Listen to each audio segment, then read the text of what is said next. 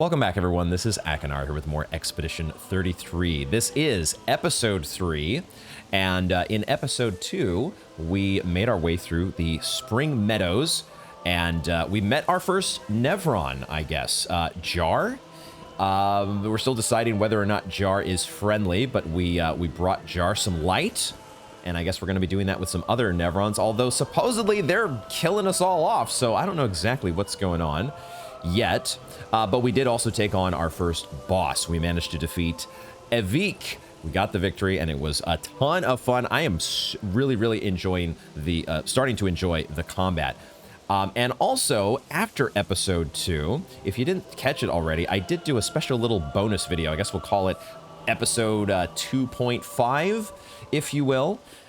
Where we covered some stuff that I missed in Lumiere. I'll link that here somewhere. If you want to go check that out, you haven't seen it already. Spoiler alert, if you don't want to know what happened just yet, go watch it first. But we took on some mimes. We dealt with some mimes, and therefore we now have Gustav is now Gustav is now wearing this.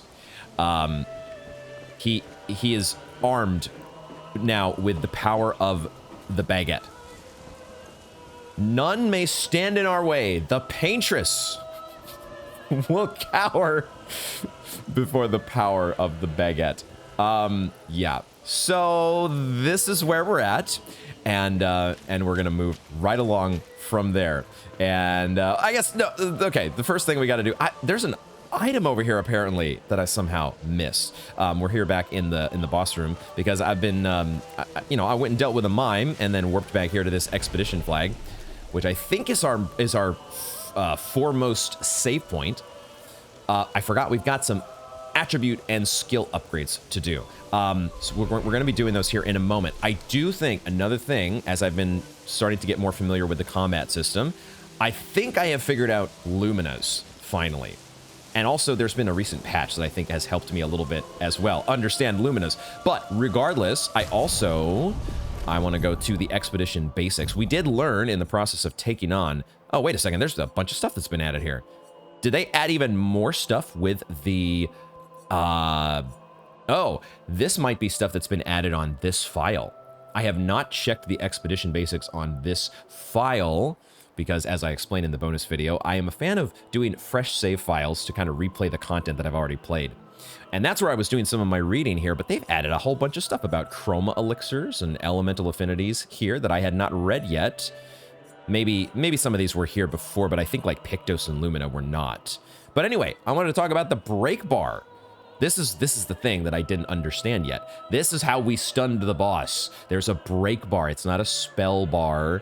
This is where you get... When the break bar is full, the enemy can then be broken by specific skills like overcharge. You need actually a skill that does the stun or does the break. It can't be done with any other ability. So yeah. So skills with multiple hits deal less damage to the break bar. Oh, that's interesting. I hadn't noticed that before. The break bar fills when they receive damage from any source proportional to the damage received. Okay, so the more damage, more break bar. You want to break their stance, just like a good shinobi. So yeah, there we go. Okay, so the break bar is now on our radar, and also I think we know what's going on with... I think I understand Luminas now, because we've been leveling these Pictos, and we did pick up a new Pictos that now I've given to Lune, the cleansing tint, which healing tints also remove all status effects from the target. So she's going to be leveling that one up. But now I get the fact, I think they've changed this as well with the new patch, I want to say, because I don't think these points were here before. I just had seen, basically, we had like one Lumina when I first checked this, and it was in this menu over here, and I didn't understand that I needed to like equip it to a character, because it shows you the ones that you've already equipped via a Pictos. And they're kind of like, they're in a different color here. But then, now that, Lune has 5 available Lumina points, she has the ability to equip the Luminas from Burning Shot and Dead Energy too. It's basically charms is what it is. We have 5 charm slots, and now we can equip Burning Shots and Dead Energy too, because that fills up her charm slots. There it is. So I get it, guys. I got there. Took me a little while, but I got there. And now we can also give Gustav critical burn. So he has, I rearranged the Luminas that we're using, or the Pictos that each of them have. So what I'm going to try to do, I was thinking of giving Lune a little bit more speed. I was going to maybe put her as the faster character, so she can like do her Ice Lance first, and then Gustav can follow with a marking shot, and then she does her immolation. But as I was looking at the skill upgrades that we have here, I was kind of thinking of giving Gustav powerful. And if we're giving him powerful, we want him to go first, right? We want him to be the speedier guy. So he buffs everybody, and then they get to attack with more damage. So that's what we're going to do. We're going to give him powerful. We're also, though, we're going to take a moment here and read through at least the big... There's these skills that are like 10 skill points. And I want to just take a moment. I have not read any of these yet. So let's just get an idea of what are the big payoffs that we're aiming for eventually with each of these characters. For Gustav, we have Strike Storm, costs 7 AP, deals very high single target damage, 6 hits, and it uses the weapons element. So in Gustav's case, I think that's physical damage. I think both of his weapons that we've had so far do physical affinity, but it's got the little sword icon. Anyway, critical hits generate 2 additional, and then 2 additional charges for his overcharge. Okay, so that is a just a real big payoff for doing some damage. And then Lune has actually several of these. Her tree, as we looked at before, is much more, could go in a lot of different directions. Her payoff on the fire side is hell. Oh my god. 9 AP, generates a fire and light stain. They've also patched in these new icons to her stains. So each of these little elements just stands out a little bit more. It's a little easier to tell what's lightning and what is fire, which is good. It's I thought it was a little broken at first because I thought there was like a bullet hole through the light stain. But it turns out that is just as it is supposed to be.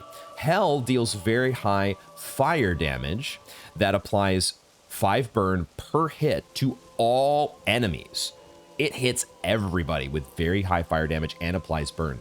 2 hits, it deals self damage if failed. So like if you miss a flying enemy, is that what it's saying? And she's going to burn herself if that happens? Yo.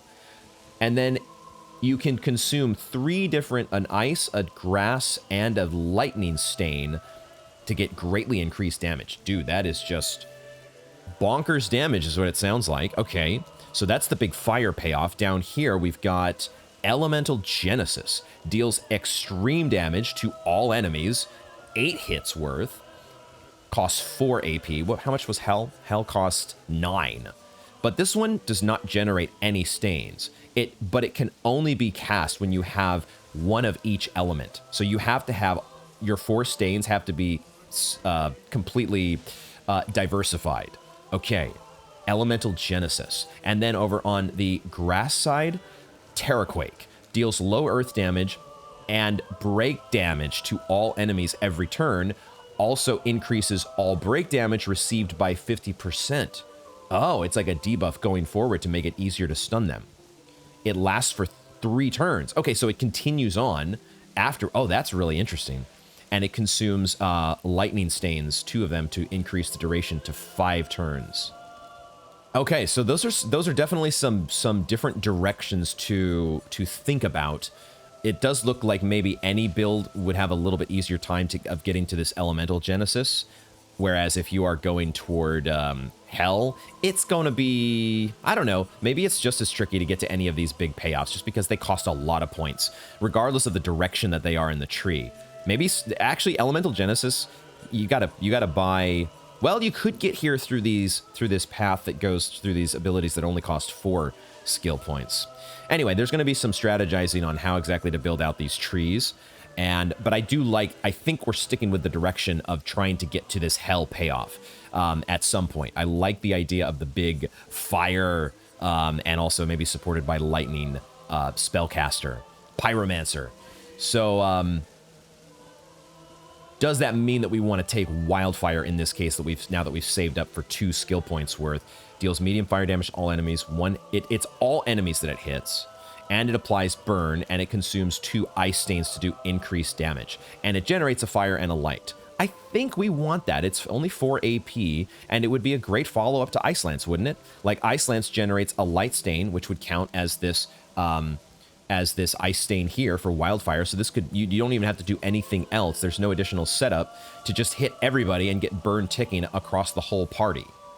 So I think I like that. Let's get wildfire. Let's unlock that one. And I think that will automatically go to her skill bar. And then for Gustav, we will also unlock powerful. Let's get that going. And maybe I'll just quickly... Well, let's also upgrade their attributes. I think I was doing a lot of thinking off camera before we started recording, so I'd kind of already strategized some of this. I just hadn't read through all of those big payoff skills yet. So knowing those details now even more confirms the direction that I was thinking of going, because what we're going to do for Gustav is we're actually going to put a few points into agility to make him a little bit speedier, and this will make him just ever so slightly the faster member in the party once again. But not by too much, but it also will increase his defense as well, and maybe his attack power at some point. At this scaling, the C and D scaling, it's probably really going to show off a lot more once we actually level these weapons. I have a feeling once we get to, like, I don't know, an A scaling or an S scaling even, whatever the upgraded versions of the weapons, that's where we're really going to start to see the gains in these secondary stats that we're upgrading. Might would not be a bad idea either, because he does get up to 94 attack power if we go 6 points in might, and we might do that again pretty soon here. But let's do agility for now. Let's try to spread things out a little bit, not focus too much on any one stat. And we'll also, for this, now that we have not invested any might in Luna's attributes yet, we'll do that. We'll give her 3 points in might to buff her attack power just a little bit. And that seems good, because you're always going to need attack power one way or the other.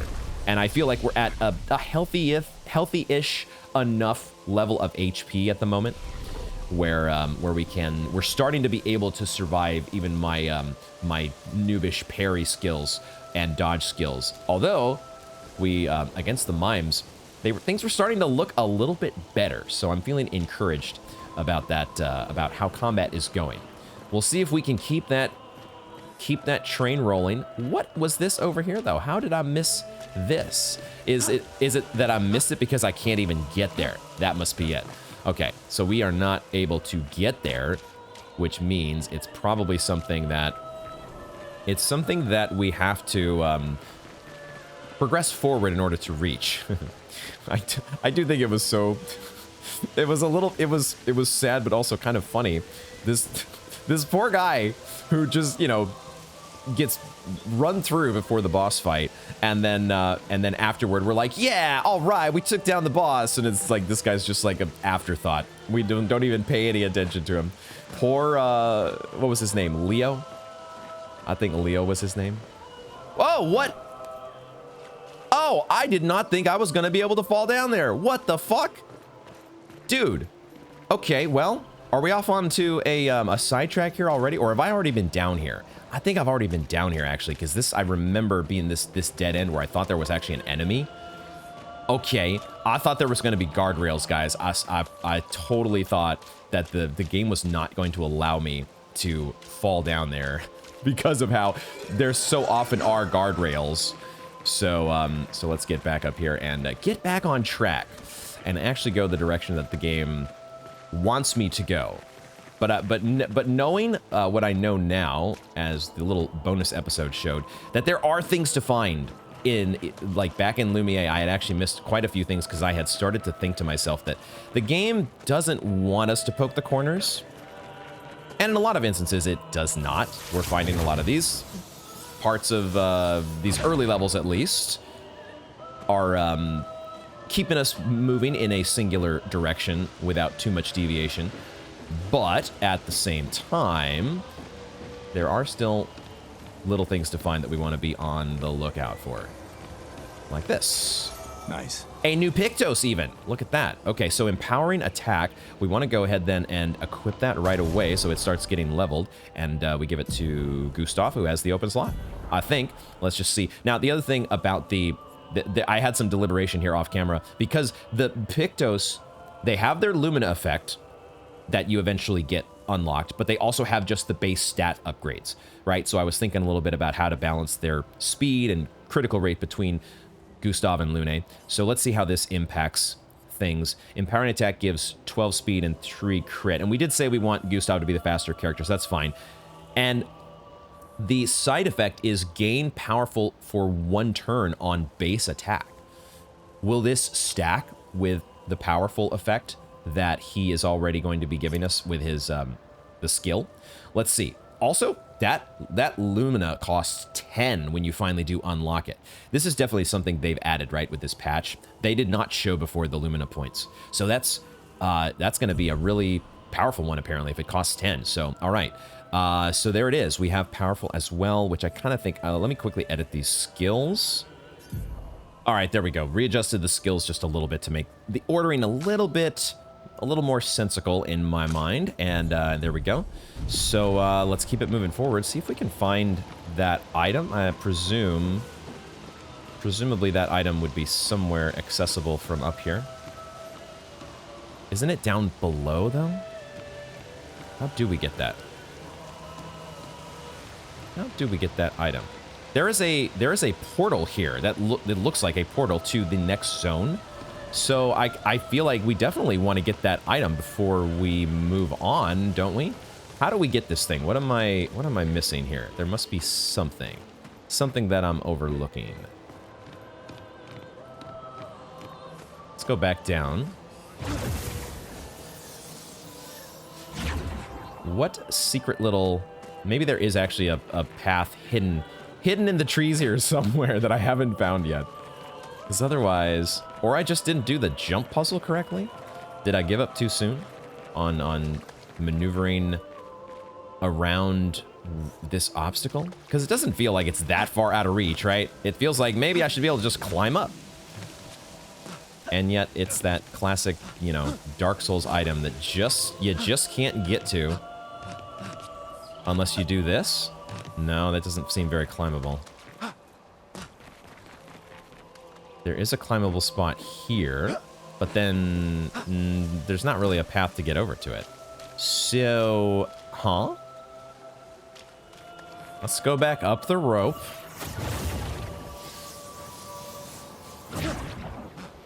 And look around one more time. Maybe there is a spot to jump down that I haven't seen yet. That's so far down, though. They don't want you jumping from this sort of a height.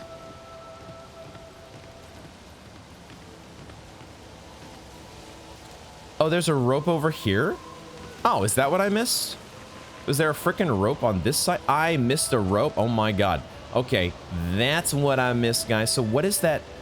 All right, so let's go down here first before we go through the How did I miss this? What the fuck?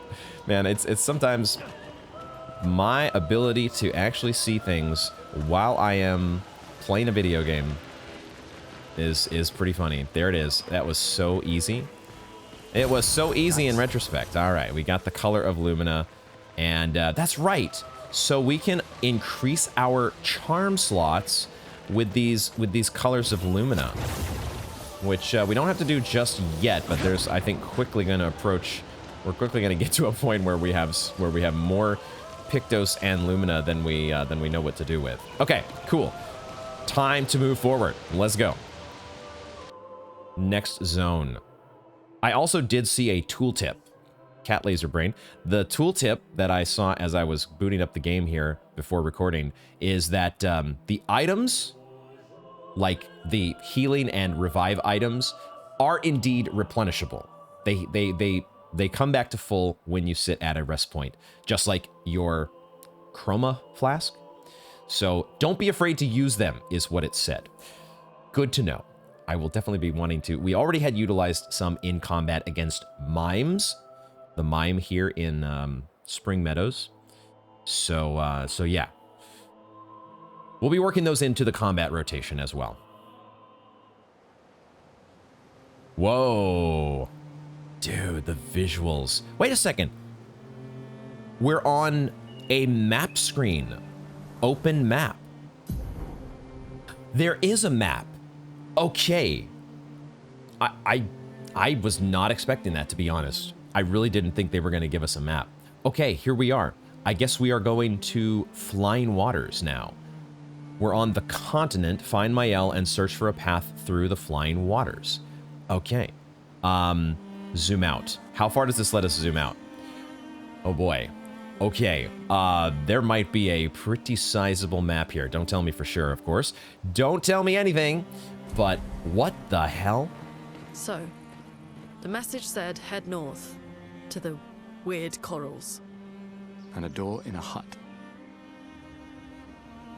Oh, this is so different. Okay, what the fuck? The game has totally changed all of a sudden. Or at least this is like a different type of area. It does have enemies that we could theoretically combat with because we have our strike ability, first strike. And we will probably do that here to get warmed up. But I'm sort of just taking in the fact that we have this whole new camera angle and what feels like, I don't know, I see several different portals here. This is like a hub sort of area that gets us to these other sub-regions. Okay, and that's what we have now the map for, to tell us what these sub-regions are, perhaps. So we could like just run straight over here to this. Would we just be able to go into this portal and come right back out? A very red portal. Okay, Abyss Cave. I think that's what one of the enemies was called. I thought they were like grass type enemies. I'm not totally sure, but they were kind of green and they got summoned, I think, by the boss. Abyss Cave, and it says danger. So it's maybe telling us like the chromatic pokey stick guy. Be careful. Do you really want to go this way? Wow. Okay. Well, the game has taken on a new dimension so quickly here that it is overwhelming me a little bit, and I'm trying to take it all in. I guess why don't we get started with a little bit of combat? Are we taking on... Are there 3 enemies here to battle all at once? Or is this a group of 3? Let's just get into it here and see what happens. Except, can I actually... What? There it is. I was like, can I actually hit these guys? Are they just here for show?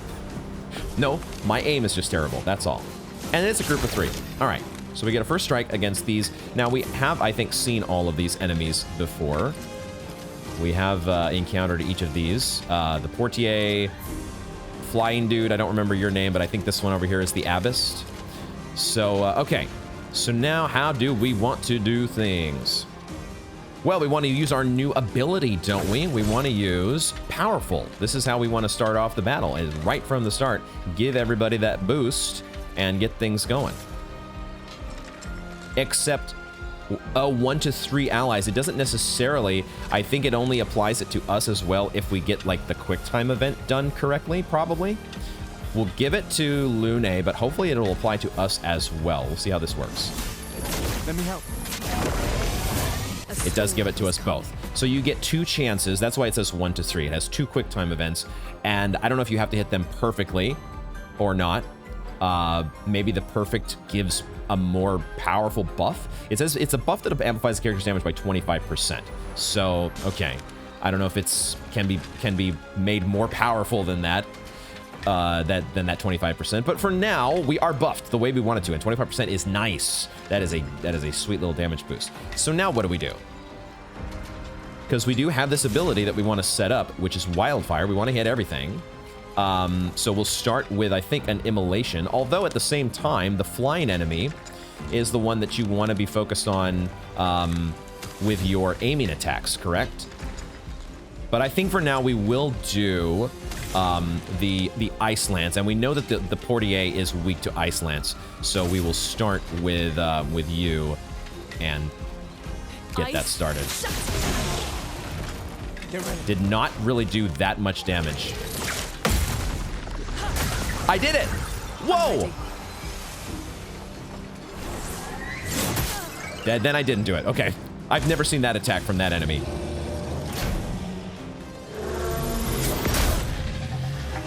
And Lune's dead. Okay. All right. So this Portier is a lot more jacked. He is a lot more powered up than the previous version. But also, I did not take out his weak spot like I did before. And maybe that's what I should have done with Gustav. Right off the bat. Maybe I should have been aiming here and taken you taken you out like this. That's probably what I should have done. Okay, good to know. And then probably he would have been a lot more weak to Luna's attack. Now we need Luna back. So what we're gonna do is we're gonna use our revive tints, which we now know replenish or recharge as soon as we rest. So let's go ahead and get her back in action. I think we only have one target, right? We have to select Luna, so there we go. Not looking good. Okay, but she does have 5 AP. She's a little bit rough in the health department. Now we could heal with her, but I think it makes more sense just to go ahead and, well, what does make sense actually? Because, I mean, I think we do what the plan was before, which was to use Wildfire. And just, 'cause it's a new skill, we haven't tried it yet. It might not kill off the Portier, which would be my priority, like normally Focus Fire. Try to kill the enemy that's weakest. But we'll try Wildfire in this case and see how it works. And of course, select target it has to do all enemies, isn't it? Why do we have a target select here? Okay, that was not bad, but it didn't kill them. And I'm still so early on that attack. That's the first time we're seeing that, so I got to work out the parry timing. I'm trying. After our bonus episode, we had a little bit of more success with parries than I was expecting. So I am trying to do my best to make sure that parries are being practiced, which means there's going to be some missed ones as well. We're gonna keep going here. Do we revive Luna again? Or do I just try to finish off the Portier? Because now I don't have a ton of overcharge, but I could stun because the break bar is at max with this Portier, although he's almost dead as well. Oh, but I don't have AP anyways. I don't even have the AP to do anything. So do we just use another revive tint? I think maybe so. Let's get Luna back in action and see if, yeah, let's do it. Use it. Because that at least... Oh, never mind. The Portier is going to attack. But we got to counter. That time, the parry timing was on. You can counter the spell as well. Oh, shit. Focusing on parries is paying off. Okay, we're gonna make this work. This is, oh man, this game is starting to feel so fun. Holy shit. Oh, and our lightering. Oh no, we looted this. This is a brand new weapon. I thought for a second we leveled up Luna's other weapon, which we were not using. I was like, how did we level the weapon that's not even equipped? We picked up another one that's level 2. Oh shit. That might be an upgrade for her. Let's check it out, shall we? Okay, we survived. We had to use a couple... No, it did upgrade. Wait a second. What? What's going on here? What's going on here? We're definitely going to use a chroma elixir. Let's just do that now before we forget about it. That is going to happen. But, weapon. It did just upgrade the light... Huh? So even if you're not using a weapon, it can just randomly upgrade in battle? Okay. So does that, I mean, wow, now all of a sudden that power is, okay, we have to use that now. Her attack power just, it like increased by 50%. Okay, wow. Upgrading weapons. Of course, lightering is, you know, we see that there are skills that unlock at level 4 and 10 and 20. And so I was like, okay, down the road, this weapon might be a far superior weapon. But even just one level is such a big difference in attack power, even if it's not giving us, you know, we don't have defense or agility on her, but that doesn't really matter that much because my goodness, what a freaking upgrade. And it's the same element as well. So there we go. Okay. I don't know why that would work that way. And of course, don't tell me, but fascinating. What's this item? Nice. Color of Lumina. All right.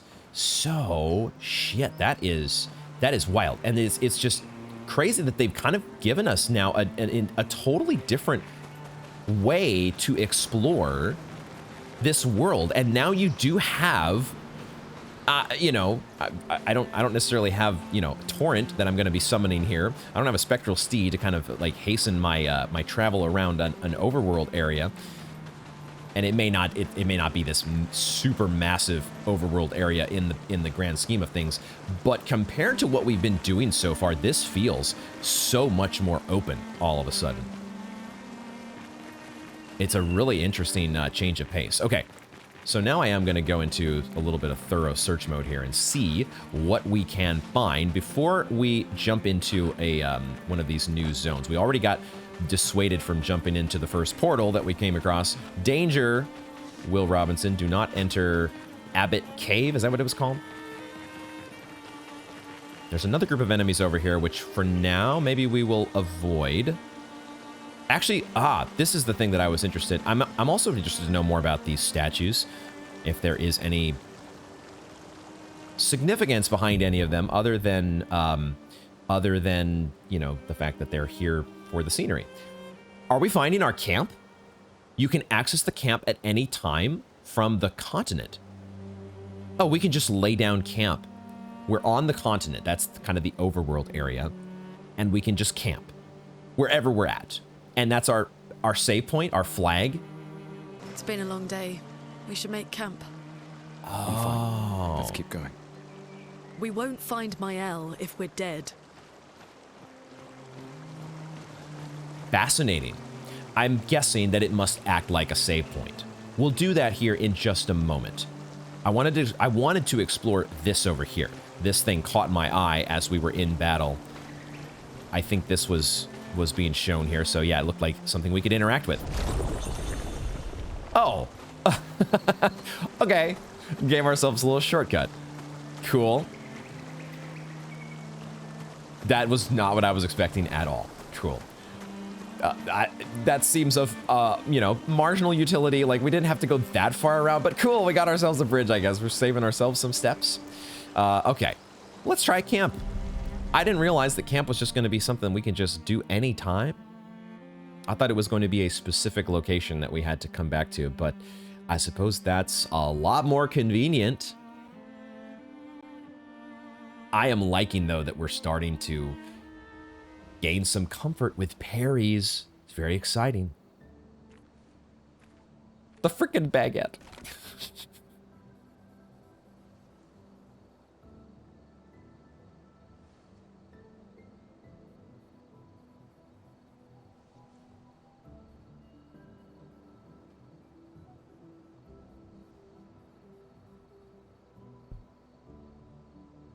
The weight of things is finally dawning on them. The beach was not your fault. Oh, right, because she found the landing site, right? No, it was. I convinced Alan to land there. Shit. Dealing with the guilt of that, oh my god. So, we can rest a bit. But, the moon is bright. I want to keep moving. Have you learned nothing from the beach? No, I am not leaving Mael alone a minute longer than I have to. But right now, it's just the two of us, and I don't want to bring Mael your corpse. We have to think every step through. The man on the beach, you saw what he did. But more than that, you saw his face.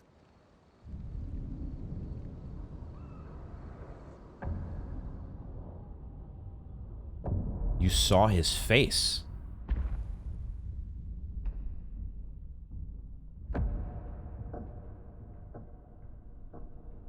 Are they doing what I think they're doing? He must be what? 50? 60? Yet he survived the Gamage. We don't know who we're dealing with. We lost everyone in an instant. Exactly. He killed us all so easily. He doesn't need to fake a message. Lucien. Lucien died to save me. And Tristan. Margot, they all... I am not letting Mael die out here. I'm taking her home. What? No, no, no! We have a mission! Oh, fuck the mission!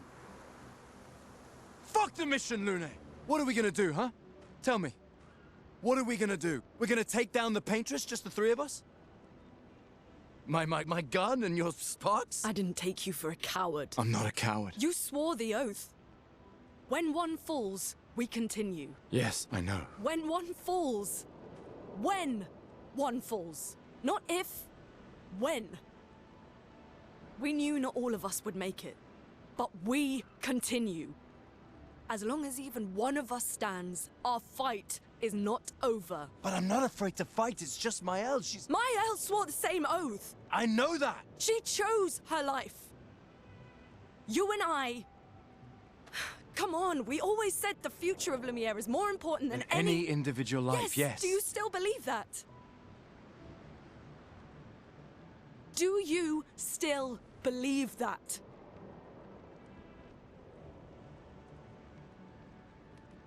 Do you? I'm only laughing because of the baguette. Sorry, guys, it's the baguette. I hope I do.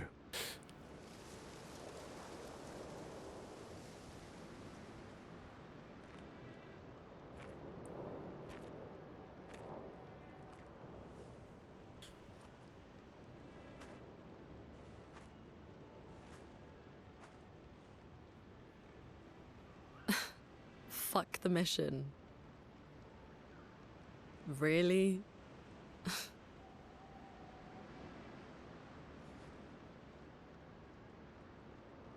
Sorry.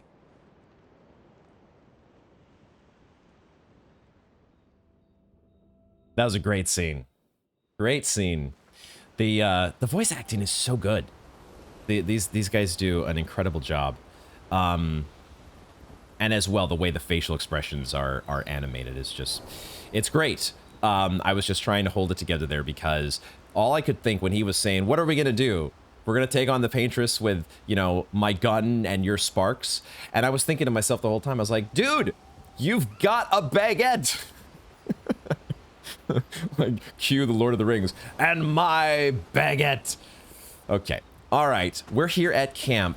That was very the back and forth though between like trying to carry the mission forward versus saving Mael and getting the fuck out of there, prioritizing humanity over the individual, that moral dilemma.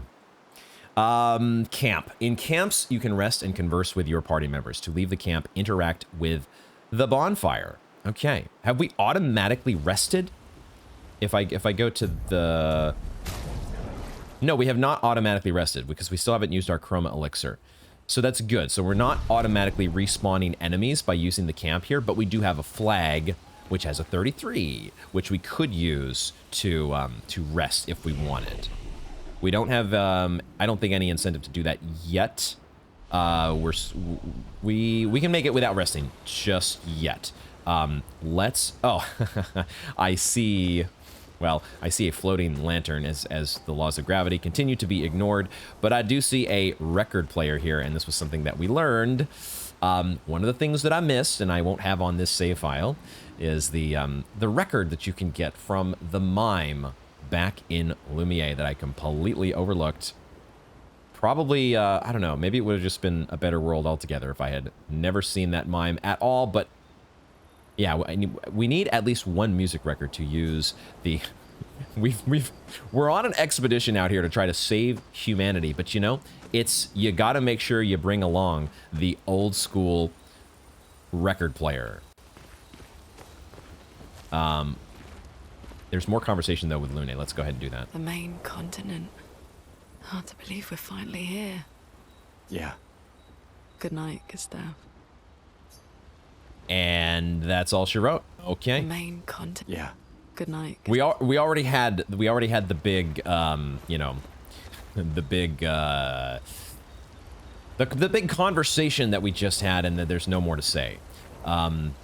So okay, now shit, what was the tutorial message there? There's also a lamp here. What's over this way? I'm looking for, yeah, we want to be able to upgrade our stuff, don't we? Except maybe we can't do it yet. Because it looks like there's supposed to be some sort of a vendor here that would maybe upgrade our weapons, because there are some tools. So, but that person we haven't found yet. So these lamps are here to show where we're going to be adding some future party members. That's the sense I'm getting. There are so many floating lamps that we have just brought into existence by camping. That's a cool party trick. I do love how at so many different turns you have that 33 and the monolith framed in the background.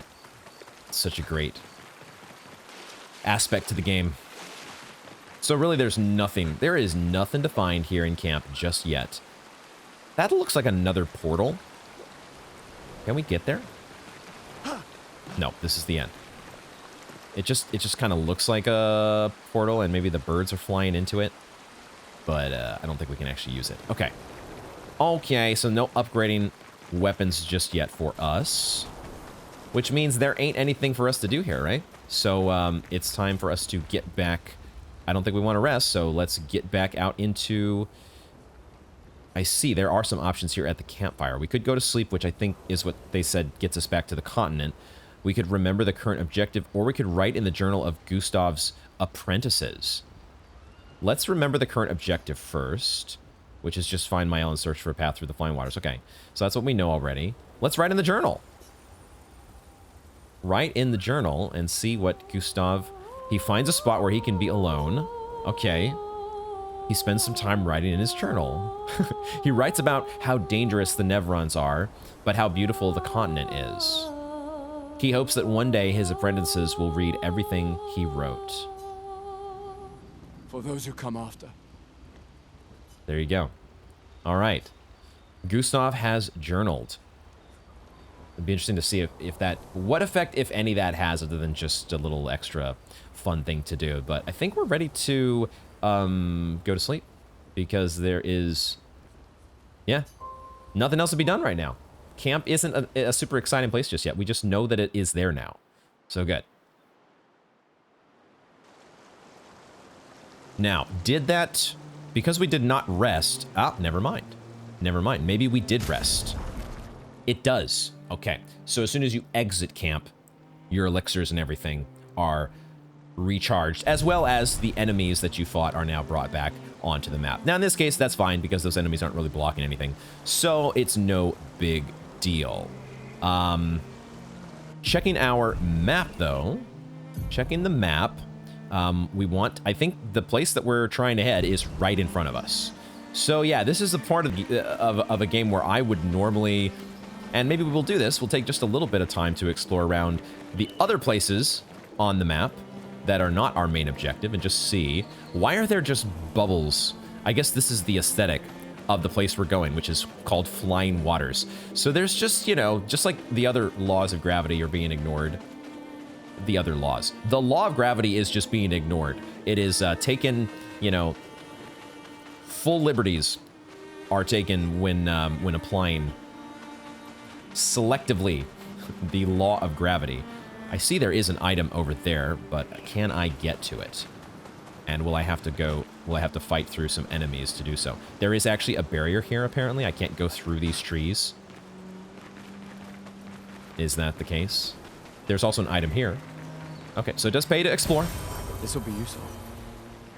But I don't think I can actually make it through. There's actually an invisible barrier here to keep us from going through to find this item. So does that mean... And I can't navigate through this, like, bluish tinted rock, which suggests to me that there's going to be some sort of ability that we get. Some, I don't know, a Lumina tech or something that's going to allow us to, I don't know, pave the way here so we can actually get through. Because otherwise, how do we get to that item? And how do we get to that area over there? And these, you know, floating buildings, they're just... This game is crazy. But yeah, otherwise, I don't think there's any way for us to get to that. So some, I don't know, Metroidvania style progression that's going to happen here. Okay, so now as I'm actually getting to the borders of the map, I'm seeing that maybe this is, there's not, this, the way that they've done this is great. It has this feeling of being this wide open, massive area. And then when you start running around, you realize, okay, it's not quite as just crazy wide open as I initially thought. It looks like we got another group here that we might as well go ahead because there's an item behind them. So let's see if we can get first strike here on you. And I would assume that there's going to be another group of 3 that are going to engage us here. There we go. Okay. All right. And we just know that these are a more powered up group compared to the ones that we had in Spring Meadows. Otherwise, well, we did see a new attack, right? The little abbot guy didn't use primarily just his spell this time. He used his just headbutt ability, which was throwing me off. Okay, powerful only requires 3 AP. So with Gustav, we could afford to use a free shot, which I think I will do against you, question mark? Or I'll do it against the flying enemy and try to take out the flying enemy with... I think we'll take out this guy's, because we know this is a weak point, and we want to power that down. Power that guy down and make him a little more... I don't know exactly what the weak point does, but it did seem like in the case of the Portier, because we did not hit the weak point first, before Lune's Ice Lance, he took a lot less damage. So that seems beneficial to make them more vulnerable. And then we'll do Powerful. Again, we'll keep trying to use this. Let me help. And we end up giving everybody Powerful. Let's go. So now we kind of do the same thing, the same rotation, I think, unless we wanted to use all 4 AP, or at least most of her AP, to take out the flying enemy. And then we could just, I don't know. I feel like what I want to do is what we did before, which is Ice Lance against this guy, especially if it means we can take him out. Doesn't Ice Lance also... No, I'm thinking of a different skill. I was thinking Ice Lance might interact with Burn in some way. But, I don't know if this is the best way to do this, but this is what I'm going to do. Because they are weak to ice. Nice. We're starting... Dude, we are starting to get some of these counters down. Not that one, though. There's such a long windup on that. That one we're getting, though. Okay. Let's fucking go. All right, Lune had to take a big hit because that damn headbutt, man. It's the new attack that I haven't keyed into yet, but these other attacks, we have seen them before, and we're keyed into the timing. So let's do what? Wow, he got 8 AP because he has that ability that regenerates. I think they both have it, don't they? Was it dead kill or something? Whatever Lumina gives you AP upon kill, we're getting that going here. So we have plenty of AP to spend, which means we can actually just do a free shot here. First of all, I don't know how much difference this makes, but it takes half your health, so we might as well do it. And then we already have 4 overcharge. Do we just hit him with the overcharge here and just get her done? I think so. The other thing we could... Yeah, no, let's just do overcharge. I think we are gonna do it. I guess this is good. Yep, overcharge just does a ton of damage, and now Lance Ram gets leveled up. So there is just a leveling going on with the... I don't know if it could just randomly happen or if these weapons are actually accumulating XP. Don't tell me. But that's cool because we're using Lance Ram, and now his attack power is going to go up. Will it show us exactly how much we've increased the Lance Ram? I don't remember what the attack power was before. But if it's anything like what happened with Lune's weapon, it's a pretty big attack buff, I can guess. So there we go. Awesome. Love that. I'm also noticing that it looks like we cannot go to camp again. So, oh, maybe it was just in that one spot. We could go to camp, but we just can't do it here on the rocks. Got it. You got to do it on campable terrain, don't you know? We are learning all the aspects to Expedition 33. Dude, guys, I'm having a blast. This is so much fun. I don't know if I would continue having as much fun as I'm having if we go into this Abbot Cave. So we'll ignore that for now. We will follow the games, despite part of me wanting to just jump in there to say, what the heck? Let's go. We're gonna stay on course here, and we might, perhaps at some point this episode, we will try to go back and take on the chromatic dude, the big tree sentinel guy. But for now, Flying Waters time. Let's go.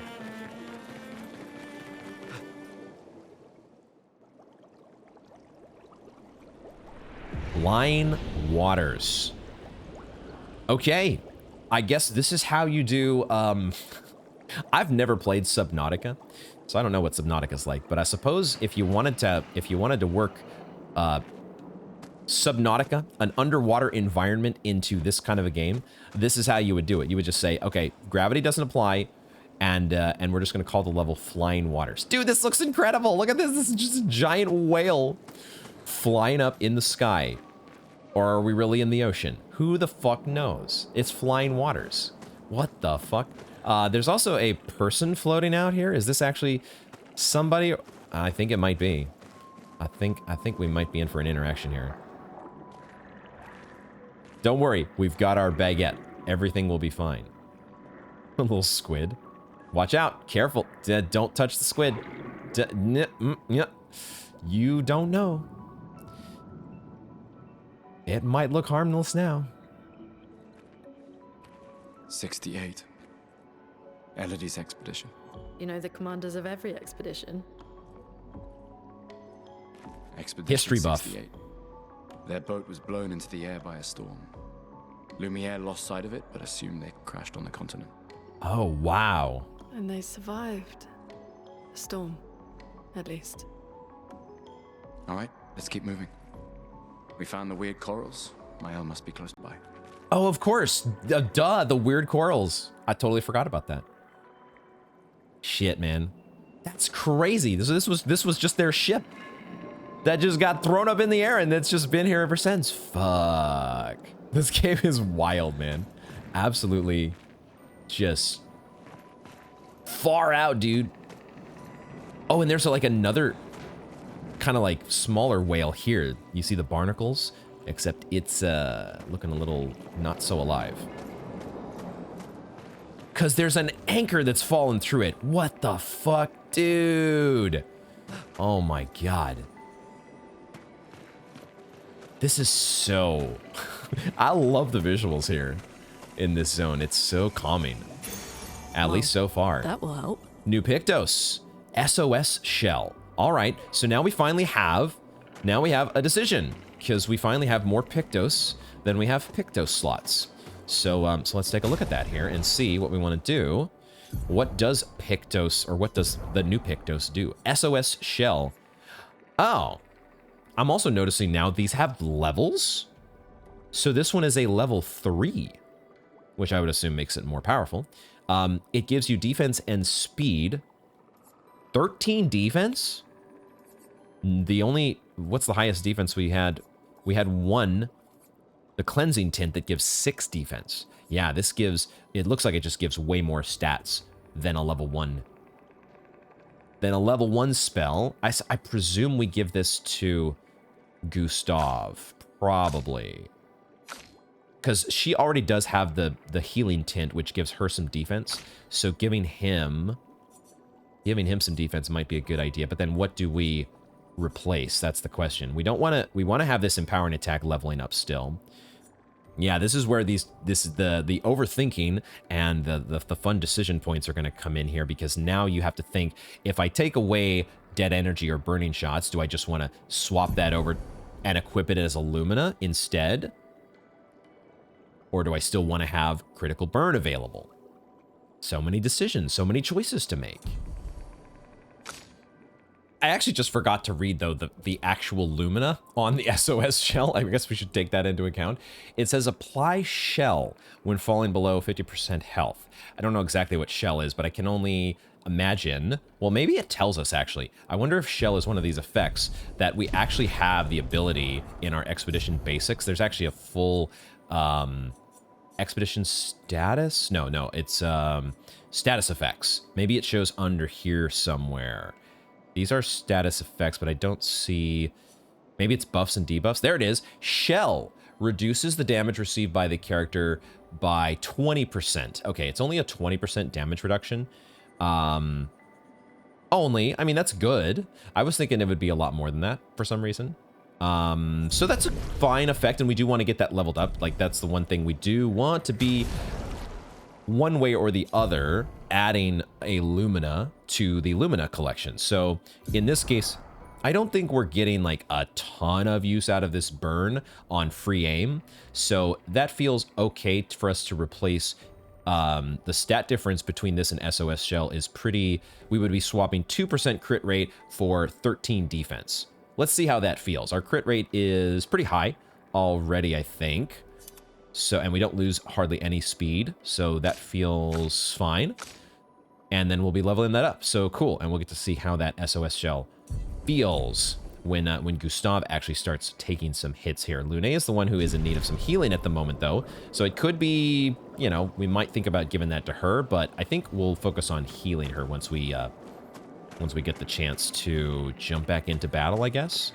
Like, the other min-max thing I could do would be to, like, head back outside into the continent and use our camp. I think we could have recamped before heading in here. That was probably the slightly better thing to do, but we'll keep rolling with things as they are here in... We're already in the flying waters. Let's just go with the flow, because that's what you do when you're in the the hovering water level, right? And sure enough, there will probably be an expedition flag soon enough, right? I'm sure that will happen almost instantaneously.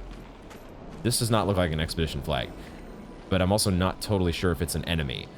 It looks a little bit scary. It's got a whole bunch of, like, are those elemental runes or something? Or stains that are floating around it? What the heck is this thing?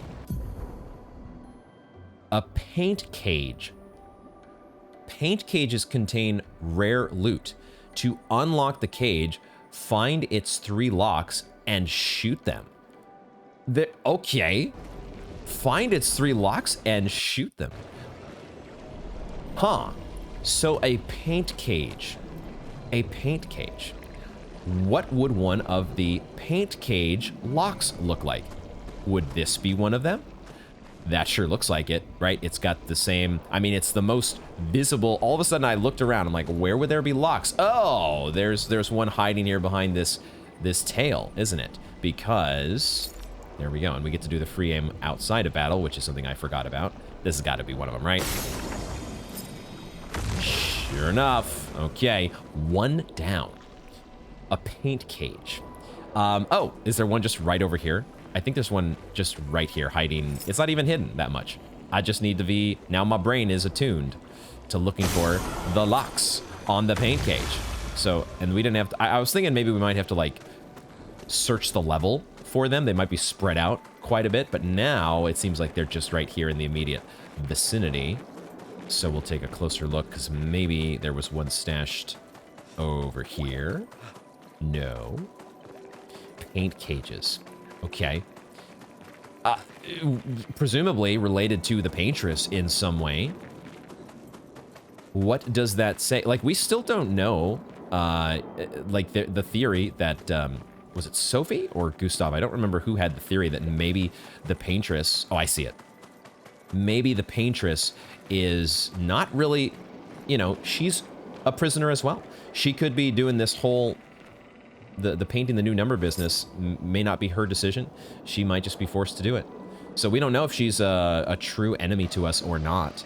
And so maybe these paint cages, because we also know that the Nevron that we met, Jar, we were trying to give him light so that he could paint. No, he could find a path to the paintress. I might need to review some of his dialogue, but the fact that a paint cage exists with some really rare loot that would presumably help us. There is our first achievement for breaking a paint cage. Maybe the paintress in some way is actually helping us. We can use that. Ooh, oh my god, we have another chroma elixir. Yo. Now these don't, we get the shard, but we don't get the actual elixir until we actually rest at a flag, but that is great. I almost just want to use a chroma elixir now to fully charge up Lune. I wonder if we should just do that before we get sucked into a battle. I'm gonna be greedy though. I'm gonna hold on. I'm gonna hold on to it for now. Well, that will help. And we'll pick up some more chroma. 333. Sounds like an ambush though. I thought I heard some flying enemies. When they start. Yep. Yep. That one is a new guy. That's a new one.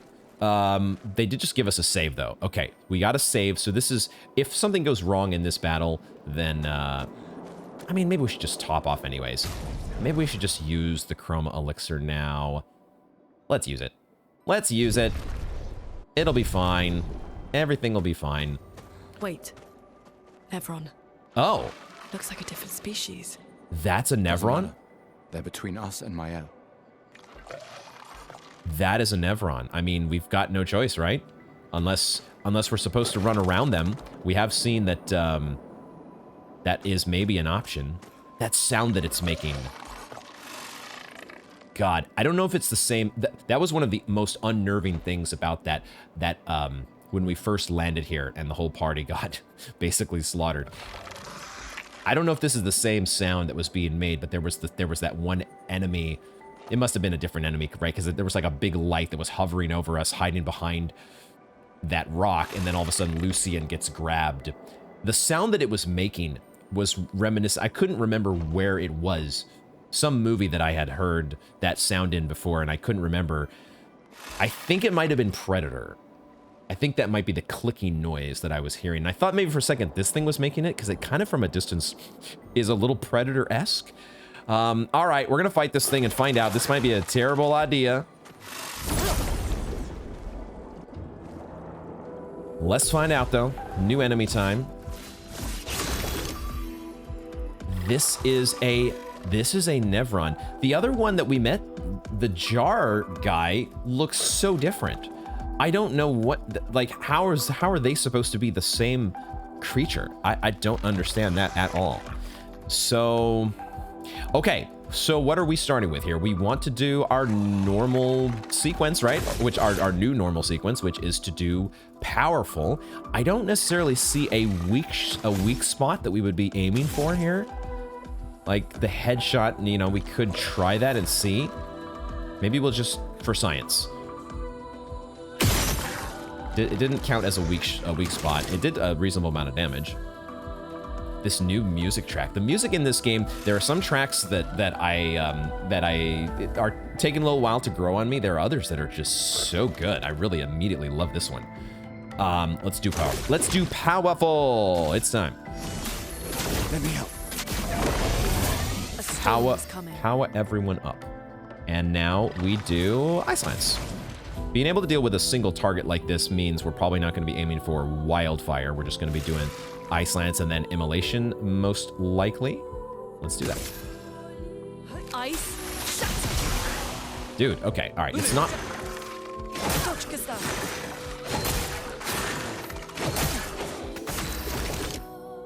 Oh, okay. So, new attack timings to learn, and I got none of them. Let's see if we can maybe finish you off before you get another round of attacks on us. Although, Gustav has no AP, so I don't know. Would it be better in this case for us to give AP to Lune? Because that would allow her to, you know, do another Ice Lance, which could just kill the guy. At the same time, that flurry attack, it was very hard to keep track of, but it didn't, you know, it didn't do like the craziest damage ever to each of us. So, you know, we could probably survive another round of that, which means what? What does that mean? It might mean, I think I do want to give AP to Lune. Let me do that. give her the AP, and then... See, the thing is, if we use Immolation, it is low fire damage. It applies a bunch of burn, and we would consume an Ice Stain to do more damage. So maybe it's still the correct move. Now, maybe Wildfire, though, is still just better, because even though, like, I'm thinking about hitting all enemies. Oh, there's only one enemy to hit. We don't want to do Wildfire. It does medium damage compared to low fire damage. It does say risky, though. It says risky fire damage. What does that mean? Was it saying that if it didn't... Is this the one where if it didn't hit the enemy, then it would, like, backfire on us? No, that was, like, that was hell, wasn't it? So I don't know what it means, but when it says risky. But I think I will go ahead and use Wildfire, because it also... It consumes the 2 Ice Stains, but it also replaces it with a Fire and a Light Stain at the same time. So let's go ahead and do that. Oh, okay, all right. I forgot about burn. Forgot about burn. So it did enough damage to put him in burn range, because burn applies at the start of the turn. Okay, so our first Nevron down. There we go. Did no successful parries or dodges that time, because we got to learn those new moves. But we did survive, so we move on to fight another day. That just, I don't quite understand what is a Nevron and what's not a Nevron yet. I don't know if everything is supposed to be, if they're not human, they're Nevron. In one sense, that's what it feels like. Because the jar guy that we met just bears no resemblance. So I'm confused. Confusion abounds. Ooh, there's another Nevron right here. Okay, so do we want to fight with that guy now? No, he's coming for us. Except he's not. Never mind. I thought he was following us. Because he was making scary noises. Do we want to fight him, or do we want to find a save point? I don't know if the save point is over here. We might still need to do more fighting before... Dude, there's a whole bunch of frickin' mines. Well, that's not what I was looking for. There's an item over there. And I still don't see a flag. And I hear more... scary noises, which is maybe a Nevron that's going to attack us at some point. Okay, so maybe I should have saved that Chroma Elixir. I definitely want... Oh, there's an item here I missed. We gotta poke the corners. There are things to find. Poke those corners. Color of Lumina. I still... Could we just use these if we wanted to right now? Or is this still something that I'm waiting to use when we get to... I think we have to wait until we get the right NPC in camp. Do we have 10 Chroma Catalysts and 11 Luminas? So I think we're still waiting on when we can actually use those.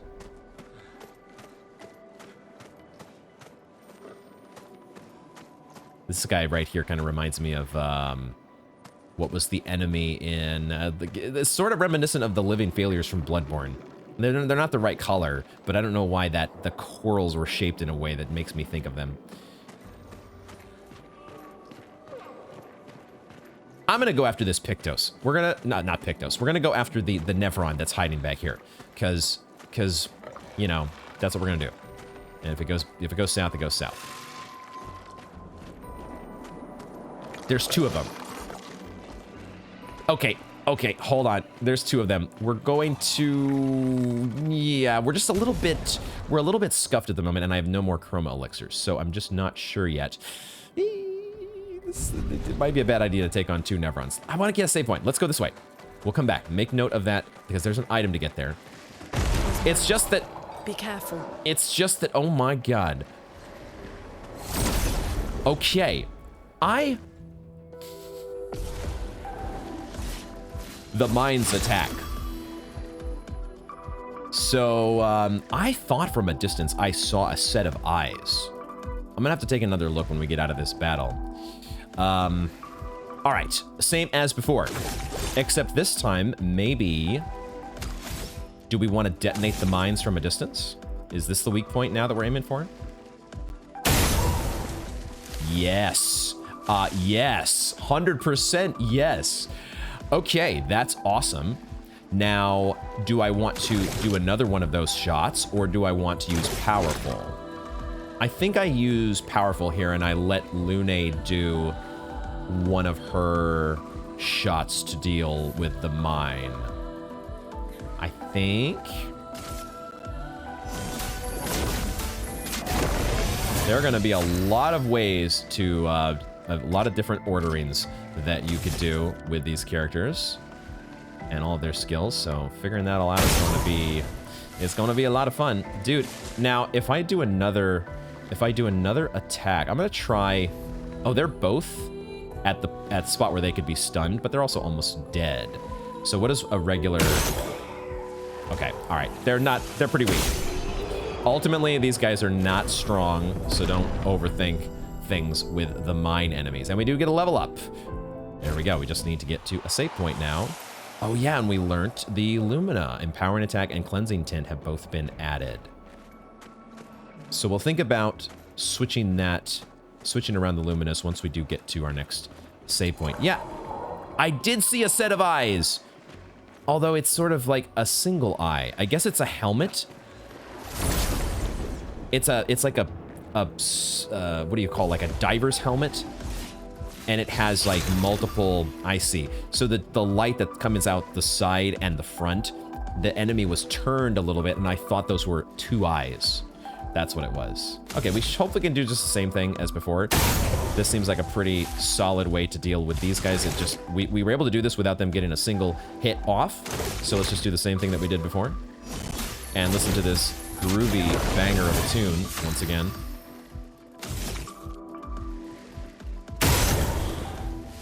And do the, well, okay. That one, I still have AP here. Oh, because of the kill thing, right? You kill one of them and you get AP back. Of course. I was like, well, we could just finish him off with the burn. Dude, those guys are a lot of XP. Holy shit. We're just getting into a new level, right? So, new enemies. More XP. More better. Is there a flag anywhere around here?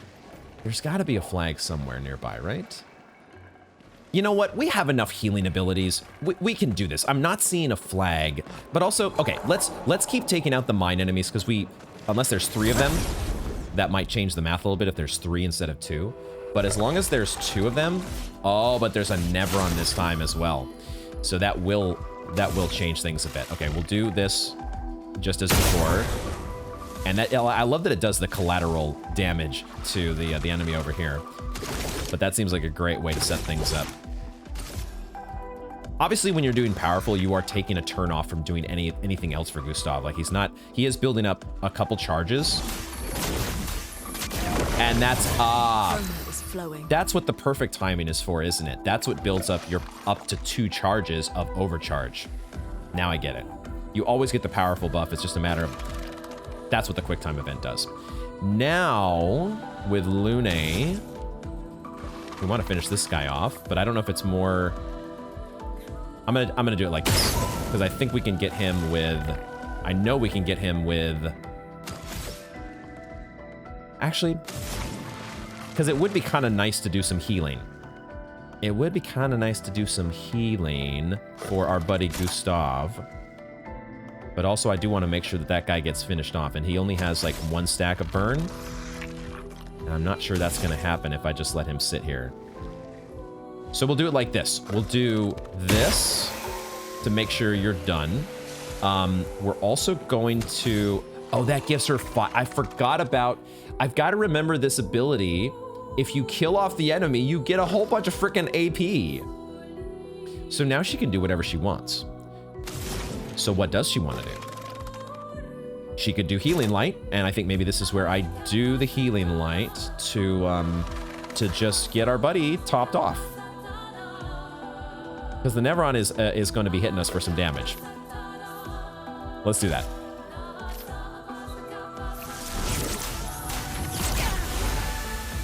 Cool.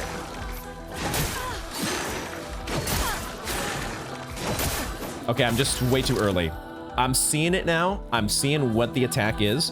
I'm just jumping the gun. I think the next time around we can parry those. I'm still trying the parries. Basically now I've flipped completely from trying to do any dodges at all to doing 100% parries. We'll see if we can get that to work. Now, do we just build up Lumina Assault? No, we actually need AP. Now is when we need our AP, so I guess we just attack here. Or we use an item to build up AP. But I think in this case we will just attack. A storm is coming. That does a reasonable amount of damage. Now, do we just use Immolation? Immolation would... There is a light stain to consume for additional damage. So I think we do that. Let's do Immolation and see. If we're doing Immolation, maybe we also just go with a free aim. Get that extra damage in first. And maybe we finish him off, if we're lucky, with an Immolation. I don't think we will, because it is low damage. But we'll see. Feel the burn.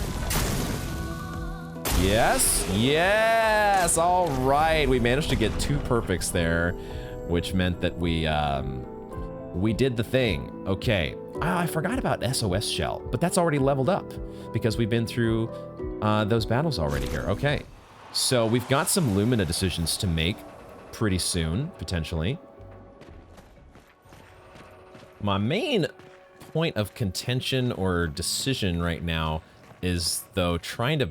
I want to go back and deal with those 2 Neverons that were back there so we can get that item.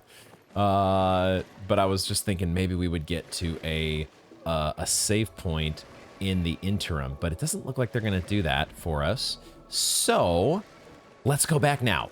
I think we can take these guys. We don't have any chroma elixirs to power us back up, but I think that's okay. I think we can do that.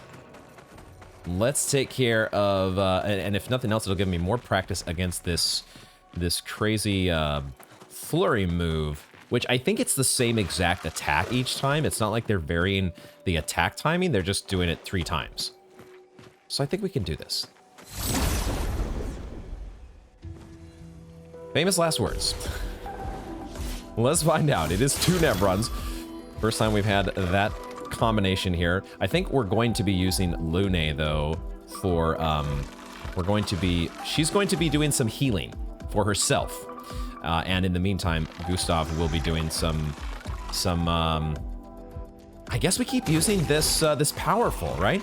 The other option would be to try to build up, Lumina Assault. Or just, you know, keep our powder dry, right? We don't have to use AP on any particular turn. Like, I could hold on to the AP to use a From Fire, which would be a nice bit of healing that we could get for Gustav if Lune's able to apply some burns first. We'll stick with what we've been doing, though. We'll do powerful.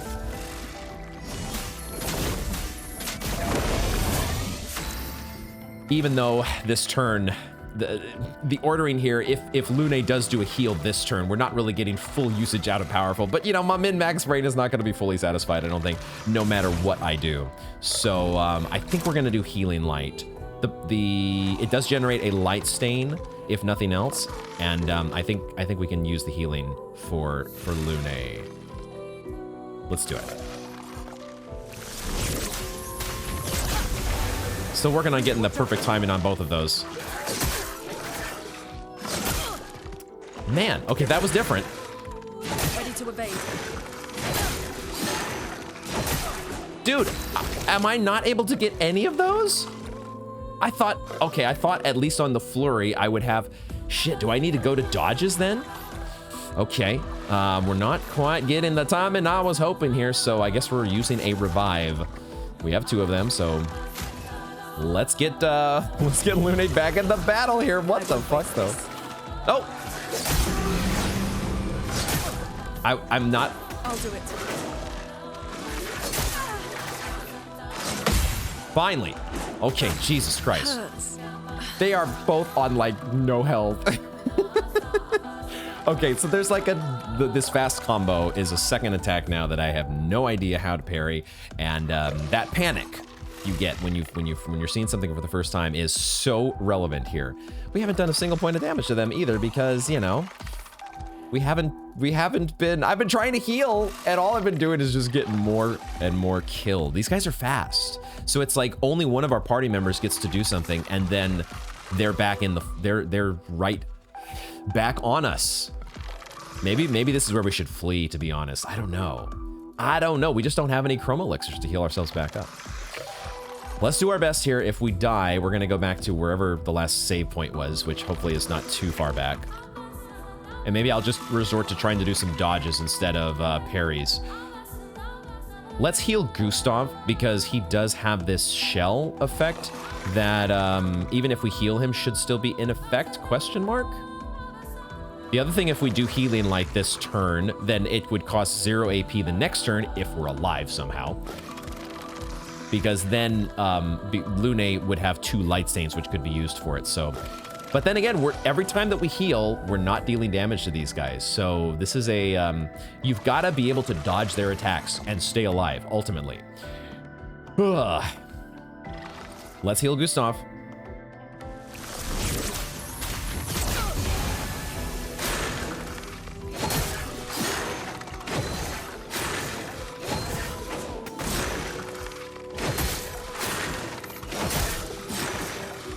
I'm just way too early on so many of these dodges. My goodness.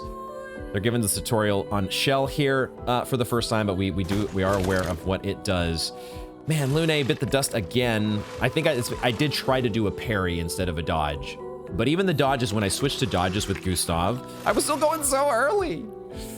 Dude, they're gonna get, look at how fast these guys are. They're gonna actually get 2 sets of attacks at some point here after Gustav, after his next turn. It just feels like these guys are so much stronger than any of the other, I don't know, 2 of them at once is more of a handful than I was expecting. I thought maybe I was good enough with the timing on the parries or the dodges that we would get through this, and maybe we still can. We have 1 more revive tent. We're gonna bring Lune back. Get ready. Dodge Gustav. Danger! Yeah, we're sticking with dodges for now. Forward. Because I just cannot. The parries are not reliable against these guys as of yet. So we're live, and now we can finally, I don't know. I guess we're going to do some more healing again because it's free, right? That's what we said we were going to do. So healing light it is, and we generate another light stain in the process. The only question is who we heal. Let's go ahead and heal Lune because Gustav does have this shell, and maybe that will help him hold on for now. I keep jumping the gun on that first quick time event for her heal. Now, Gustav does have quite a bit of overcharge built up, so it's probably a good time for us to actually try to hit one of these guys, even though neither one of them is particularly close to being broken. Hopefully, we can just do a crap ton of damage. Let's do it, while powerful is still in effect as well. Let me take that! Dude, that dealt so much damage. Holy shit. Dude, the dodge timing is so much more forgiving than the parry timing. My God. Okay, when your back is against the wall, then turning to dodging is maybe the way to go. Now, do we heal? I think we heal again. I think we just keep healing here. I'm just gonna do another healing light, especially now that there's only 1. Hopefully we can get a little bit topped off before we go into the next battle. So this time we'll heal Gustav.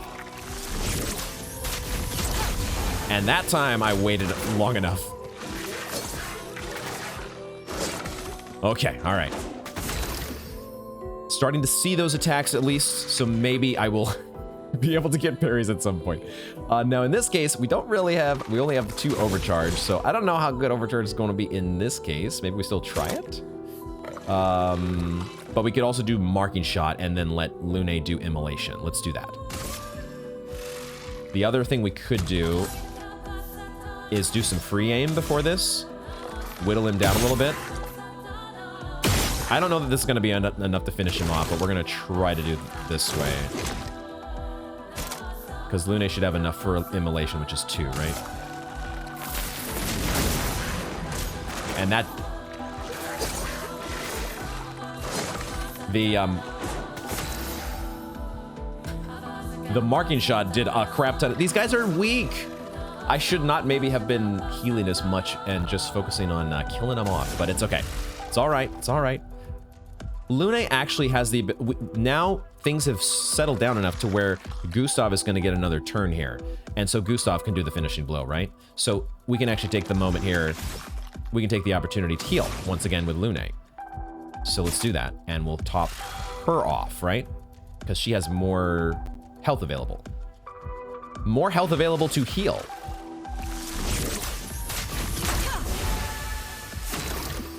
And we didn't even need a double perfect there to get her topped off all the way. So then we can finish you off, except we don't have... We're gonna have to rely on a regular attack. We'll spend our AP with this, because then we can do the regular attack as well. Good. That was stressful. More stressful than it should have been, maybe. But, okay. We're making it through, guys. We're making it through. It's the early stages here. It's the early stages of a new level, new set of enemies. This will be useful. But we have a new Pictos as a result. Marking shots, 20% chance to apply mark on a free aim. That's very cool. Do we want to just give that to Gustav? It also is going to have some stats as well. It is also a level 3. The stats are 26 speed and 2% crit rate. So if we also give this to Gustav, he's really going to be speedy boy. And maybe that's fine. But also, if we give it to Lune, then she would have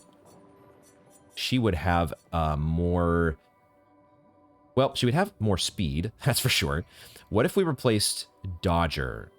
What if we take Dodger away and give her marking shots? Now we would have both characters that would be able to apply mark. That's the thing I'm thinking of.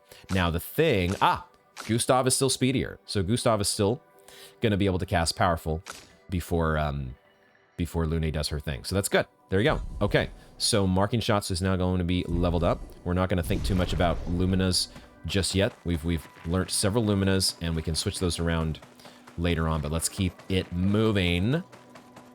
We're in a much better state leaving that fight than I thought we were going to be. Although we did use both of our revive tints, so we still are looking for a save point in the not too distant future. I think we got one more fight here going for this item. There's going to be a fight here that pops out, right? These mines. Somehow one of these mines is gonna there's too much growling going on for there not to be a fight here, right? This will be useful. I knew it had to be coming. Of course, at some point there were going to be ambushes. The only thing is, in this case, it was a much more telegraphed ambush because of the heavy breathing that was going on. All right, so we want to be doing gunshots like we've done before. Do we take you out first? Because you should theoretically... I don't know if they're positioning how much it matters. Like if I explode the mine over on the left, does the guy on the right take collateral? We'll find out here eventually, maybe. But I want to just do the one in the middle, so hopefully it hits everybody. It might just hit them all no matter what. No matter where they're positioned, that might not matter. Now we cast Powerful, though. I think that's what we do. Let me help. And... the fact that Wildfire hits everybody, it's tempting to just use that right off the bat. Would that explode the mines because it's fire? Something tells me that the mines are only going to explode if we free aim. So the correct move here is probably just free aim and... Well, we saw before that they actually die pretty... this will tell us actually if this does collateral damage to this guy. It did hit everybody. Okay, so we just free aim the mines. Oh, and that just killed the whole party. Okay, these mine guys so far, they might have some really super overpowered. They must have attacked us at least once during that turn, during the fight where we had a Nevron in there, but maybe not. I'm not sure if we've seen the attacks from these mine enemies, and maybe they are the most overpowered damage that an enemy can do. We just haven't let them get a word in edgewise yet. So hopefully it stays that way. I'm okay with that. What I would be even more okay with, though, would be a save point. I feel like this is the point at which the game is supposed to give you a save point or a rest point. Gotta be soon here, right? We got so many pretty lights lighting the way. This wonderful, lovely red seaweed. There's gotta be a save point here. There is a save point over there, but there's also a massively wide open area. Are you really? You're not gonna give us a boss fight here, are you? You're not gonna do that to me. A hut. There's a Slow hut. down. We don't know what's inside yet. Yeah. That okay, I didn't even see the hut. That's where we're looking for Mael. Duh. But I also see a flag over there in the distance, and I want to go for the flag. I'm gonna try to go for the flag, but I have a feeling that something else is gonna happen in the interim.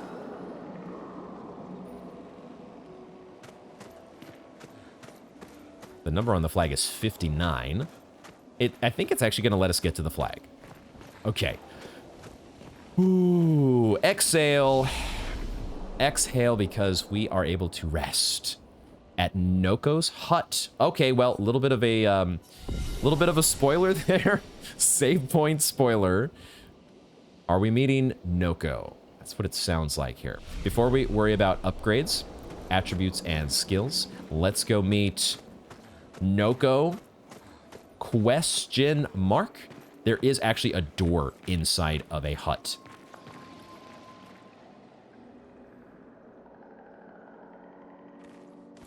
Look, there's a door inside. Looks like a door straight out of BioShock. Maybe the whole underwater thing is making my mind go Seems there as well. empty. Let's go.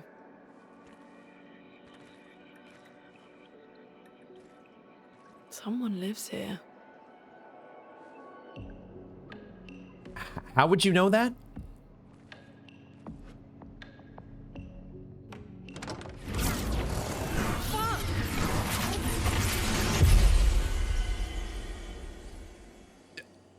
Okay. Okay, seems about right. Yeah. Oh, who's watching from the shadows? Who is watching us get sucked into an interdimensional portal that's hiding behind this BioShock door? Okay. That, you know, someone lives here. How the hell are you supposed to know that? I didn't see any signs of life. It just looks like a freaking set of boards they put in front of a fancy looking door. These video game characters are way smarter than me, I think.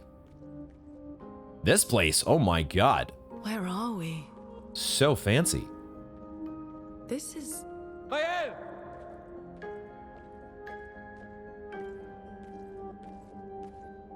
It's beautiful.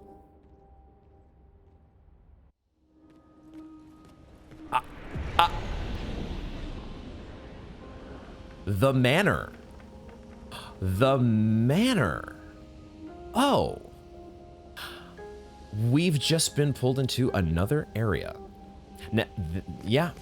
I mean, before I got sucked into the whole interdimensional portal thing, I was not expecting that. There's another save point here. The Manor. Entry hall. Not just any old manor. The Manor. Okay. I guess maybe we'll take a little bit of time to learn some skills before we move, before we move on? Or do we keep saving our skill points? I am seeing this thermal transfer skill here for Lune, which looks pretty interesting. Deals low single target ice damage, and it gains 4 AP if the target is burning. And if you consume 2 grass stains, you play a second turn. Dude, you can give yourself another turn, I assume, just right off the bat. You would need grass stains, but of course light stains count for anything. So if you do, you would have to do like 1 cast of Ice Lance plus 1 cast of Earth Rising. I guess, so we would need to unlock Earth Rising first, but this is, thermal transfer is beyond that. There's also this Mayhem skill, which I don't quite know what this does, because so far, every other one generates stains. Every other skill that she's had generates some element of stains. This one has a star icon. It says consumes all stains to deal high elemental damage to the target, and it can break if 4 stains are consumed. I see. It has a star next to it because it is a skill that can break their stance. Got it. But you have to have 4 stains. They can be any stains, but you got to have 4. Mayhem sounds super cool, and that wouldn't take us too long to get that. We would have to come down to Electrify. We would have to take Electrify. Low single target lightning damage, 3 hits. Critical hits trigger additional hit. Consumes fire to generate 1 light stain. And it also generates 2 electric stains on top of that. We don't really have a place to use electric stains yet. But I guess if we got Mayhem, that would be one, right? So this would be a build into Mayhem, most likely. These skill trees are really, really a lot of fun now that I'm starting to dig into the details. Oh, this Rebirth ability up here consumes lightning stains. If you consume 3 of them, it'll cost 0 instead of 5. And this lets you revive an ally with 30 to 70% health and 2 additional AP. That is really potent, but it costs 4 skill points. It might be a good idea right now just for us to conserve our skill points. And then when we get to like, I don't know, 3 or 4 points, then we can decide between stuff like Rebirth or maybe trying to go Electrify, Mayhem, something like that. And maybe for Gustav, the same thing, because right now the only thing we can get is this recovery spell, but maybe this is what one we want. Recovers 50% health and dispels status effects. And it gives him 0 to 2 charges. I mean, that's 50% health. I assume this is for himself, because let's see, because Lune's skill, her healing skill here, does it say it heals the targeted ally? It doesn't say that for Gustav's skill. He doesn't target anybody with this, so I assume it's him and him alone that can benefit from this. But that is the only, for Gustav, we might just get this because otherwise we're waiting around until 10 points to get Strike Storm. And this would be our 6th skill, which we would actually be able to equip all 6 of them. So I think we might as well get Recovery for Gustav and just have a nice utility healing option to throw into the mix. So there we go. But for Lune, she has a lot more potential ways to spend her points. So we will continue to save for her and worry about that later. For upgrade attributes, if we go 3 more, we actually have 6 points available. Okay, we have 6 points available here. Let's see how, if we throw everything into Vitality, how does this start to work? Okay, so we have gotten to like a leveling off with Vitality, but it's not really diminishing returns yet per se. It's just like basically giving between 16 and 17 health each time. It's sort of a constant amount that's being added to the health pool. So Vitality is still a really good stat, and for Gustav here, he would even get a point in attack power with his 6 points.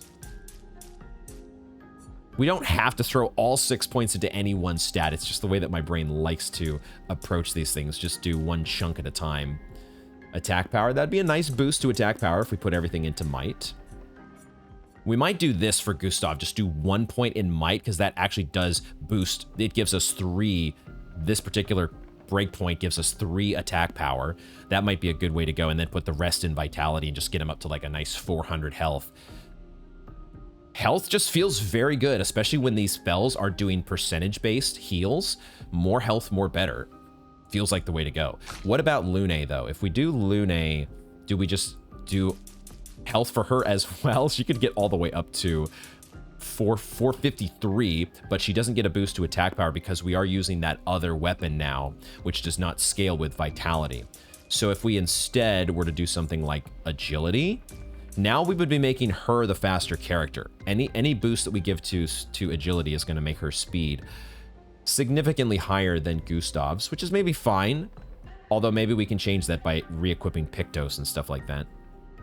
There's also the fact that I'm not totally sure, you know, if her other weapon might level up. Her starter weapon could level at some point.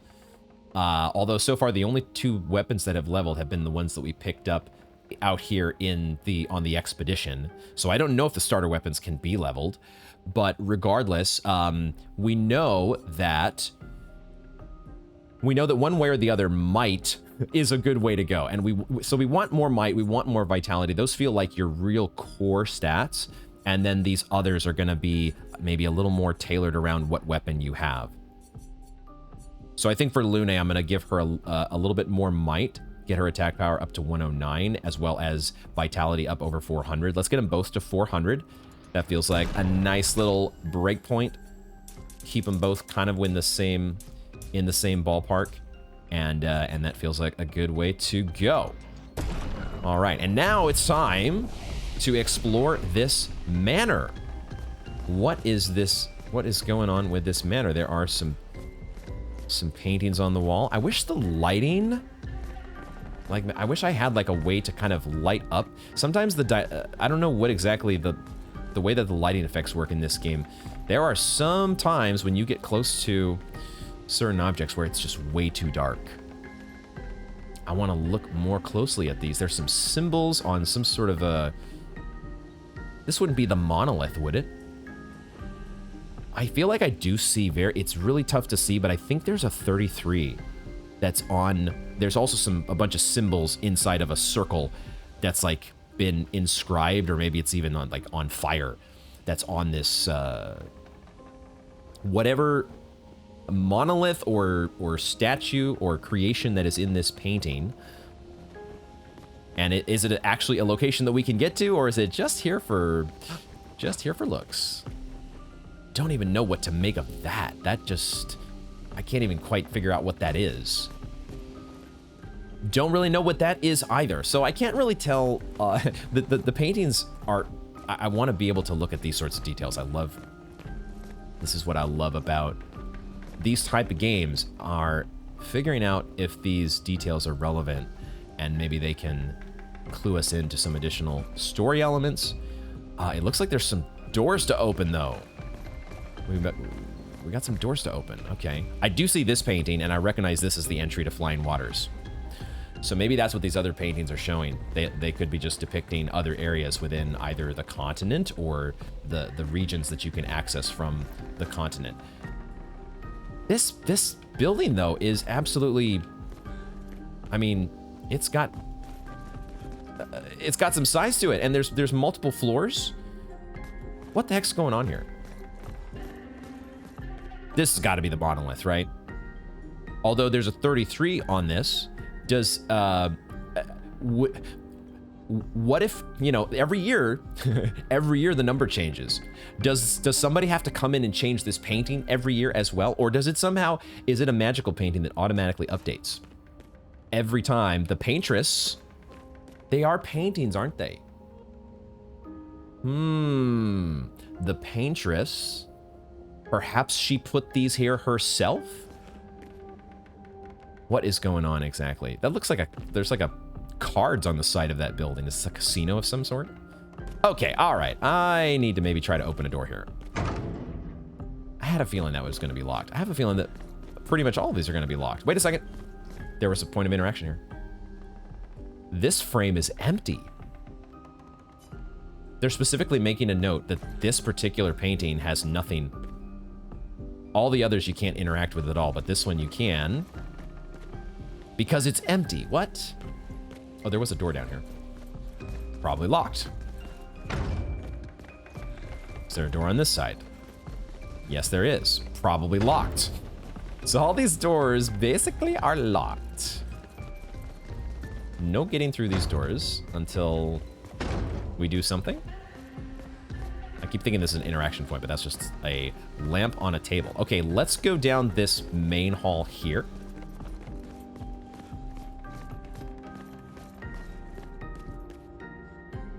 I'm waiting for there to be somebody to interact with or talk to.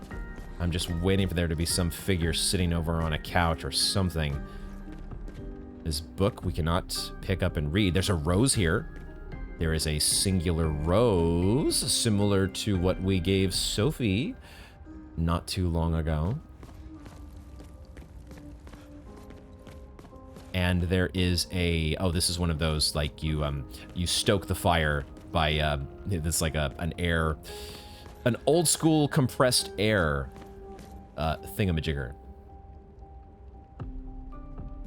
These paintings are all so cool looking, but I feel like most of them are just locations that I haven't actually seen in the game yet, but we are going to see at some point.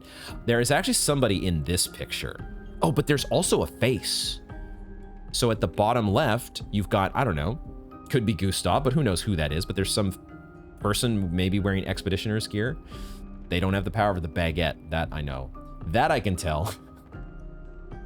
Even from this distance, but there's also a face in the top, in the middle, that's been like, I don't know if it's been carved into the wall or if there's actually some giant creature there that's waiting to surface. We've seen similar stuff like that, even just in Spring Meadows, right? The potentially creatures or large giant faces in the side of cliffs. Oh! Oh, what did that do? I thought like the wall was gonna like move. I thought the wall was gonna like all of a sudden reveal this secret passageway. So something happened. My controller shook and everything. Maybe one of the doors unlocked because of that. Are these switches that we have to find around this place to open all of the doors? Oh, this door you can't interact with. Does that one open after you deal with all the rest? What is going on here, man? Is this another switch? That is another switch.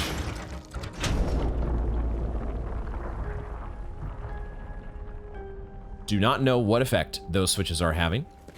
No idea right now. I'm sure it will become apparent soon enough. Dude, what is this? These paintings are, there's like every one of them. I don't think they've duplicated a single one of them. So it's not, they don't feel like just these random assets that are here to make things look a little prettier. These are actually, I think, all locations that somehow we're going to be able to get to. And I want to get to all of them.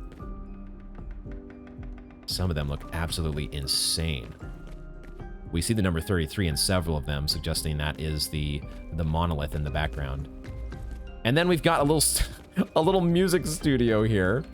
Our accordion, our harp. And another piano. There's a guitar as well with the same. Huh. Luna's not interested in picking up the guitar here, is she? It's got the same diamond-shaped opening. Are all the guitars like the same brand in this area? Or is this? Who knows exactly where we are? Are we even in? You know, have we completely shifted into like somebody's consciousness or something? What is going on here?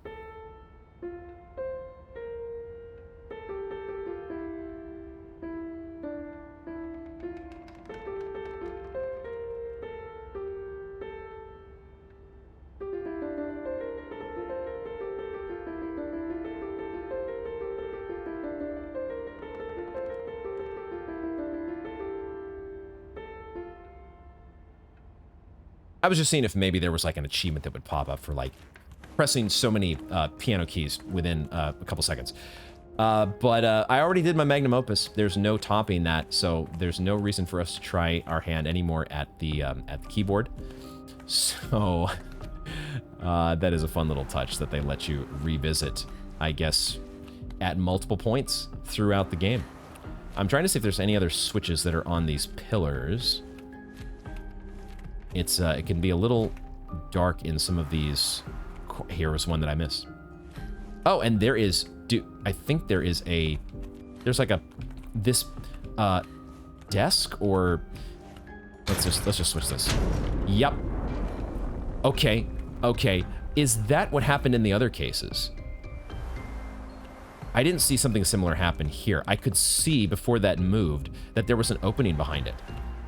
And I do automatically crouch. Now, the problem is that there's still a barrier in our way, and I guess, except somehow Gustav can do magic video game things and just be ahead of us, and like, how did you get in there, Gustav?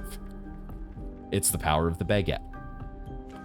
Until Luna learns the power of the baguette, I think she needs to find one more switch in order to open that last little barrier that was barring our entry. Oh, what the fuck? Thank goodness for the little button prompt, because I don't know that I ever would have seen that one. It's just the lighting and the surfaces. I don't think I would have seen that. Okay, so now I think, there we go. Okay, so now this has opened up, and we have a secret tunnel. Secret, secret, secret, secret tunnel. Okay. Still no sign of Mael. Obviously, that's the other big thing on our minds here is trying to find our friend. But instead, we're finding more paintings. More paintings of places that we have no idea where they are. I could maybe guess that this one is somewhere in the what's the name of the level that we're supposedly in? Flying Waters? Yo, what the heck? Look at this dude. Yo, wait, this reminds me of that one guy from Breath of the Wild? Isn't there a big, like, there's a big hat enemy in that game that I feel like, I don't know, this is what it's, where my mind is going. That's gotta be somebody we're gonna fight at some point. I can't wait for that. Can't wait for that. I see more, like, paint runes, like we had with the paint chest, or paint, what was it called? Oh, there is an item here. Nice. A music record that can be used back at camp. I have no idea how to pronounce that. Nocturne pour un masque de... My French is terrible. I know no French. I never claim to either. Nocturne is like night, right? Mask of Trestes. Is that a name? Trestes? A music record. Yeah, so we finally found our first music record on this file. Officially the first music record that will be played at camp during this playthrough. So there we go. Okay, we found the secret dungeon, the secret tunnel, secret side cave in the manor. Now what? There was another set of stairs up here. There were stairs and another floor to explore. Oh my gosh, it keeps going. It just keeps going, and it don't stop.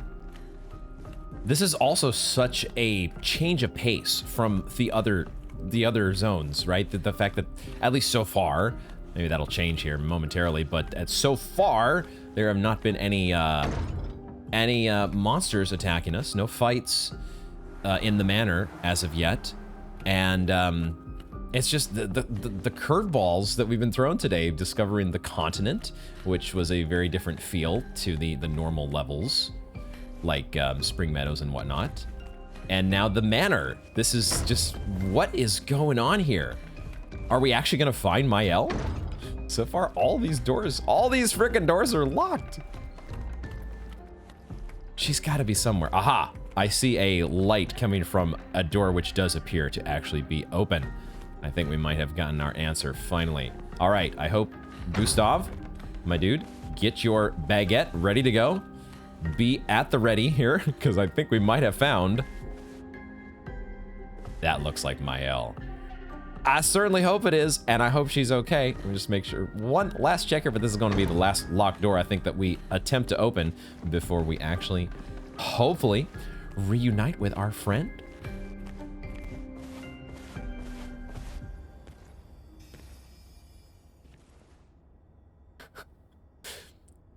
Mael? This outfit that Gustav has will never not be hilarious. There she is. We think. Gustav? Are you real? We were about to ask the same thing.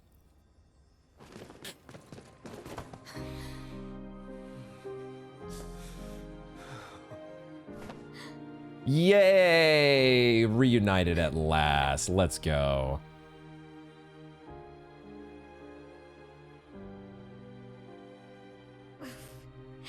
Well, you sure smell real enough. Okay. All right. There you go. No, I don't. That would be the baguette. I'm sorry. I thought that you... On the beach, I saw you, and I couldn't, I'm sorry. I'm so sorry. I should have, He really does never finish his sentences, does he? come for you, and, It's okay. It's okay. I was worried. Made it.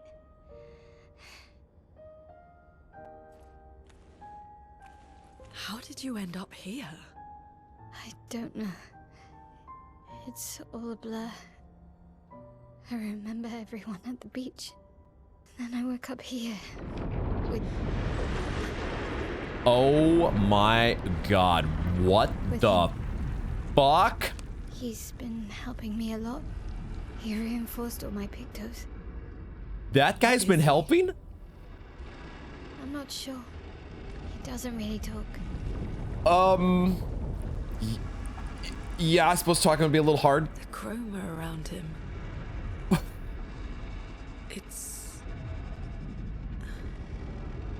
It's quite different from the Nevrons.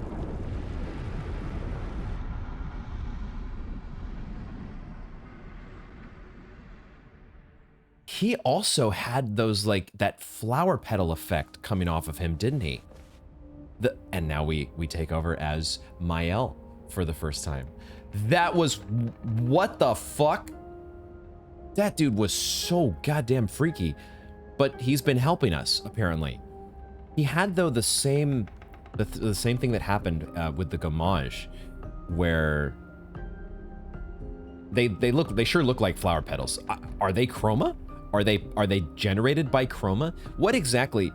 The chroma is that just a part of all the people who live here, or have they implanted it artificially?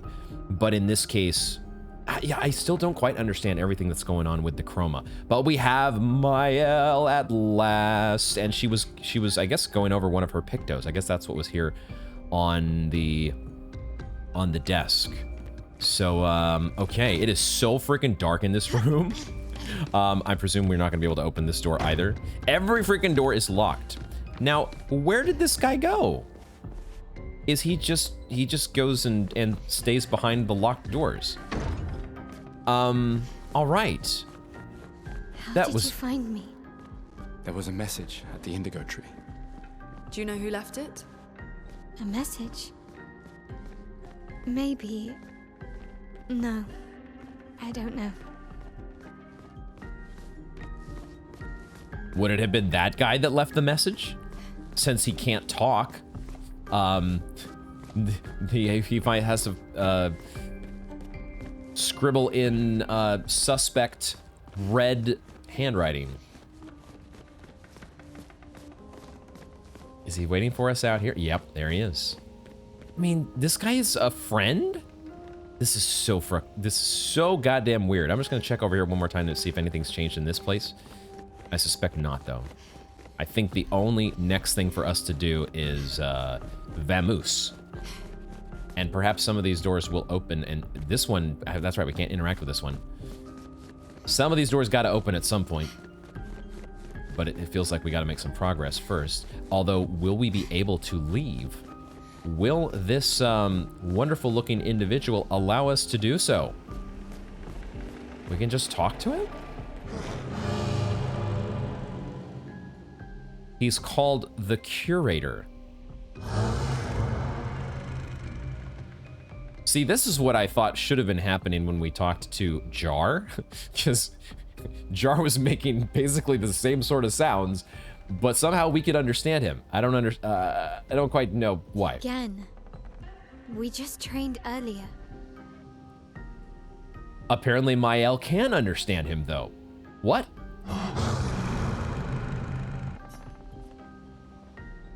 So he does want to fight, but it's a training fight?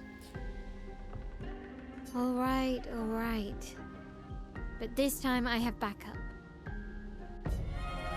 The Curator. The Curator in the Manor.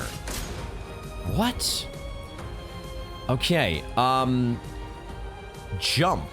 Attacks announced with a jump flare must be jumped? We have the ability to jump now? What the fuck? Okay, that came out of nowhere. So these attacks cannot be parried or dodged.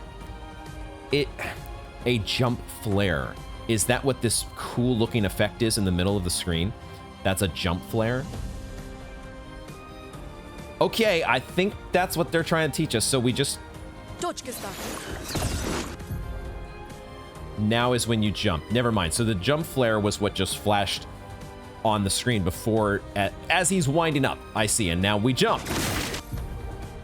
Oh, because he sends... All right, and now there's a jump counter, which you do have to actually press in order to activate. So in this case, it's RT. Okay. A jump counter. Jump and then RT. It's a good thing they are pacing these things out like they are, because there is quite a bit to learn in the game. Jump attacks. Cool. We've finally gone full Elden Ring. All right, now is when we want to do powerful, because we have even a third party member to give full value, get full value out of that buff. I noticed that Mael has stanceless, which I don't know what that means. I'm guessing we'll find out in just a moment. Let's do powerful. Oh, Gustav does have recovery as well when he does need to do some healing. I don't know if there's a weak spot that we want to target with this guy. I mean, there sort of feels like there could be a weak spot, so why don't we just experiment? We're doing this for science. I don't think it's going to count, though. I do need to hit him in the right spot. Oh, definitely not. Nope. Nope. That's not his weak spot. Okay, we learned. Lesson learned. Powerful. Go. We give it to everybody, hopefully. There we go. Boom. All right, now... I mean, we just follow the same... This is where we do want to have this full rotation that involves Ice Lance into probably Wildfire? Or maybe Thunderfall? No, Wildfire and then Thunderfall, right? We'll see exactly how this progresses, but let's do Ice Lance. Because who knows what Mael has to throw into the mix here. Here we go. It's her own... Okay, right, because of course, they all have their own unique mechanic, which is really, really fun. It makes... it just makes the battle and the fighting so much more interesting to think about. It's just a completely different mechanic for each of the characters. Maybe this is a normal thing with turn-based RPGs. I admittedly, I think I was thinking about this the other day. I don't think I've actually played a turn-based RPG. It might not be since like the original Final Fantasy VII back on PS1. I think it actually might have been that long. It's just for whatever reason, not the kind of game that I have played over the years.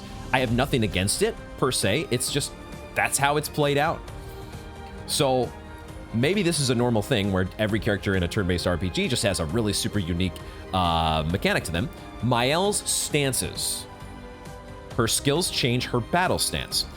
In her defensive stance, she takes less damage and gains 1 AP per parry or dodge.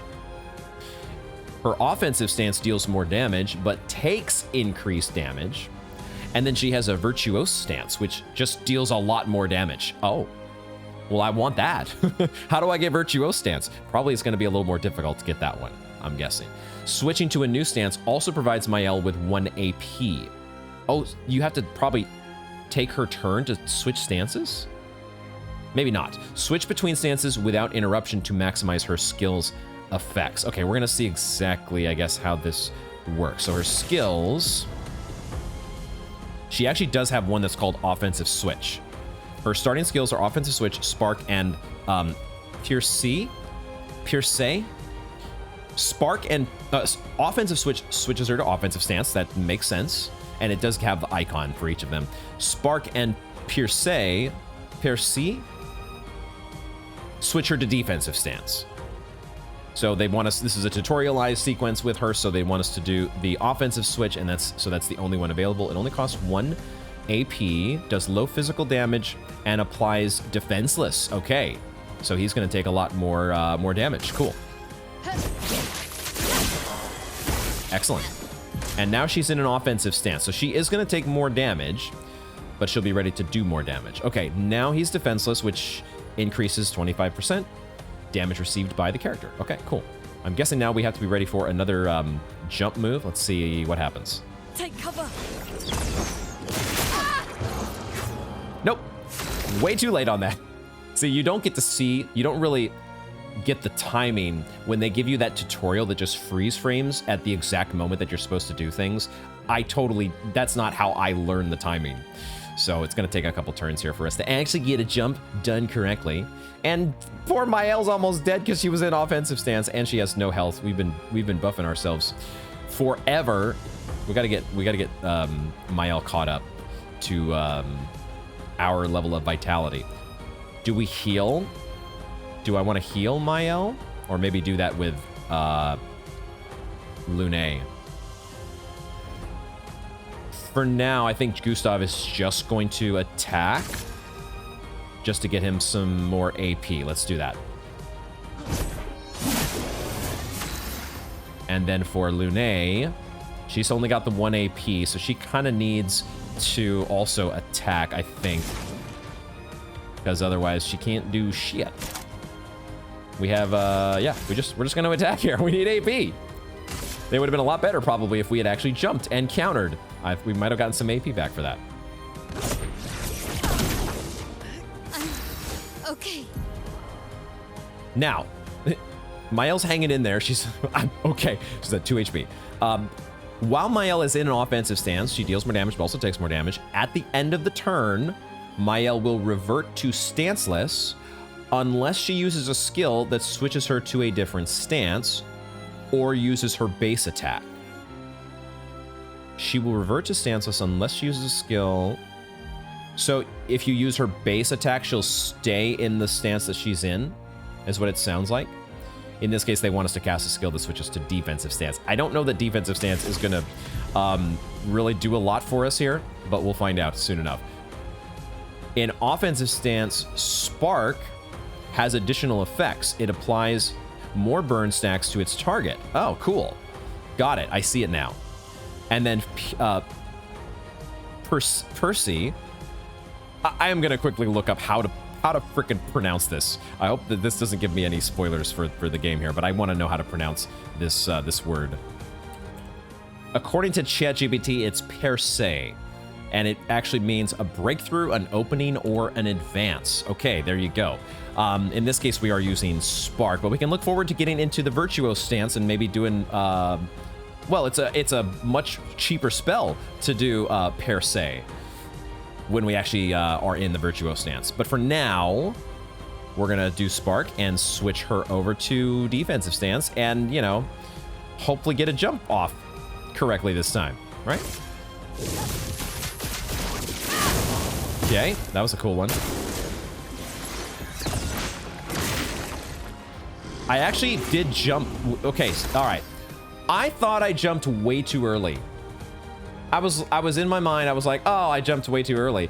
And the fact that we actually did jump in time, I was so caught off guard by that, I forgot to press RT. Damn it. Okay, at least we didn't kill off Mael, so that we did something right. What do we do now? She is in a defensive stance, so now might be a good time to heal her up, except I still don't have AP with Lune. So she might have to settle for Immolation. Now, the fact that there is Burn active means that we could heal Gustav using the From Fire, except he doesn't have enough AP. So I don't want to use Recovery yet. Maybe we just do Marking Shot, and that allows Lune to do Immolation, and we just apply even more Burn. Let's do things that way. Take them down. Now we go with the Immolation, because that will also give us a Fire Stain that we could then use for Thunderfall, theoretically. Let's do it. Feel the burn. That's a lot of damage stacking up. 10 stacks. You can jump pretty early and get away with that. Okay, all right. I like the jump attacks now that we kind of know what we're doing. The jump counters, that is. And now, okay, so now Mael is in a defensive stance, and we have the ability to... The problem is that none of her stances... It's 50% less damage taken, except we're at 2 HP, so that kind of doesn't really matter. What really matters is the successful parry or dodging, where she gets extra AP from. So, do we want to just... We could still just go with Spark, which would... The thing is that Spark would... He's lost his Defenseless debuff. We could reapply Defenseless, couldn't we? And maybe he's close to dying from just the burn that's going to kick in the next time around. We should probably have him dead pretty soon, so I don't need to overthink this, I don't think.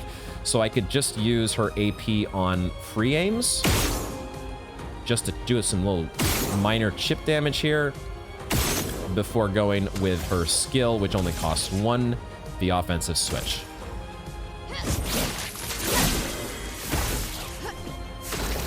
And then I noticed that both Gustav and Lune were going to have a turn on top of all that, so we should be fine here.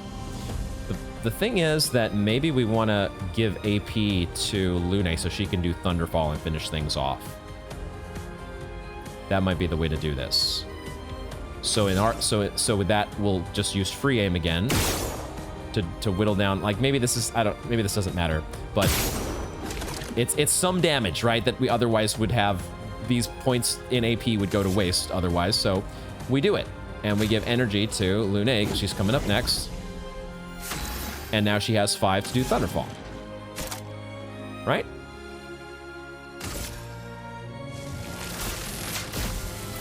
Lightning, strike! Let's go. Out of my game, Curator, except you're a friendly character, so you're just coming right back because this was just a tutorial.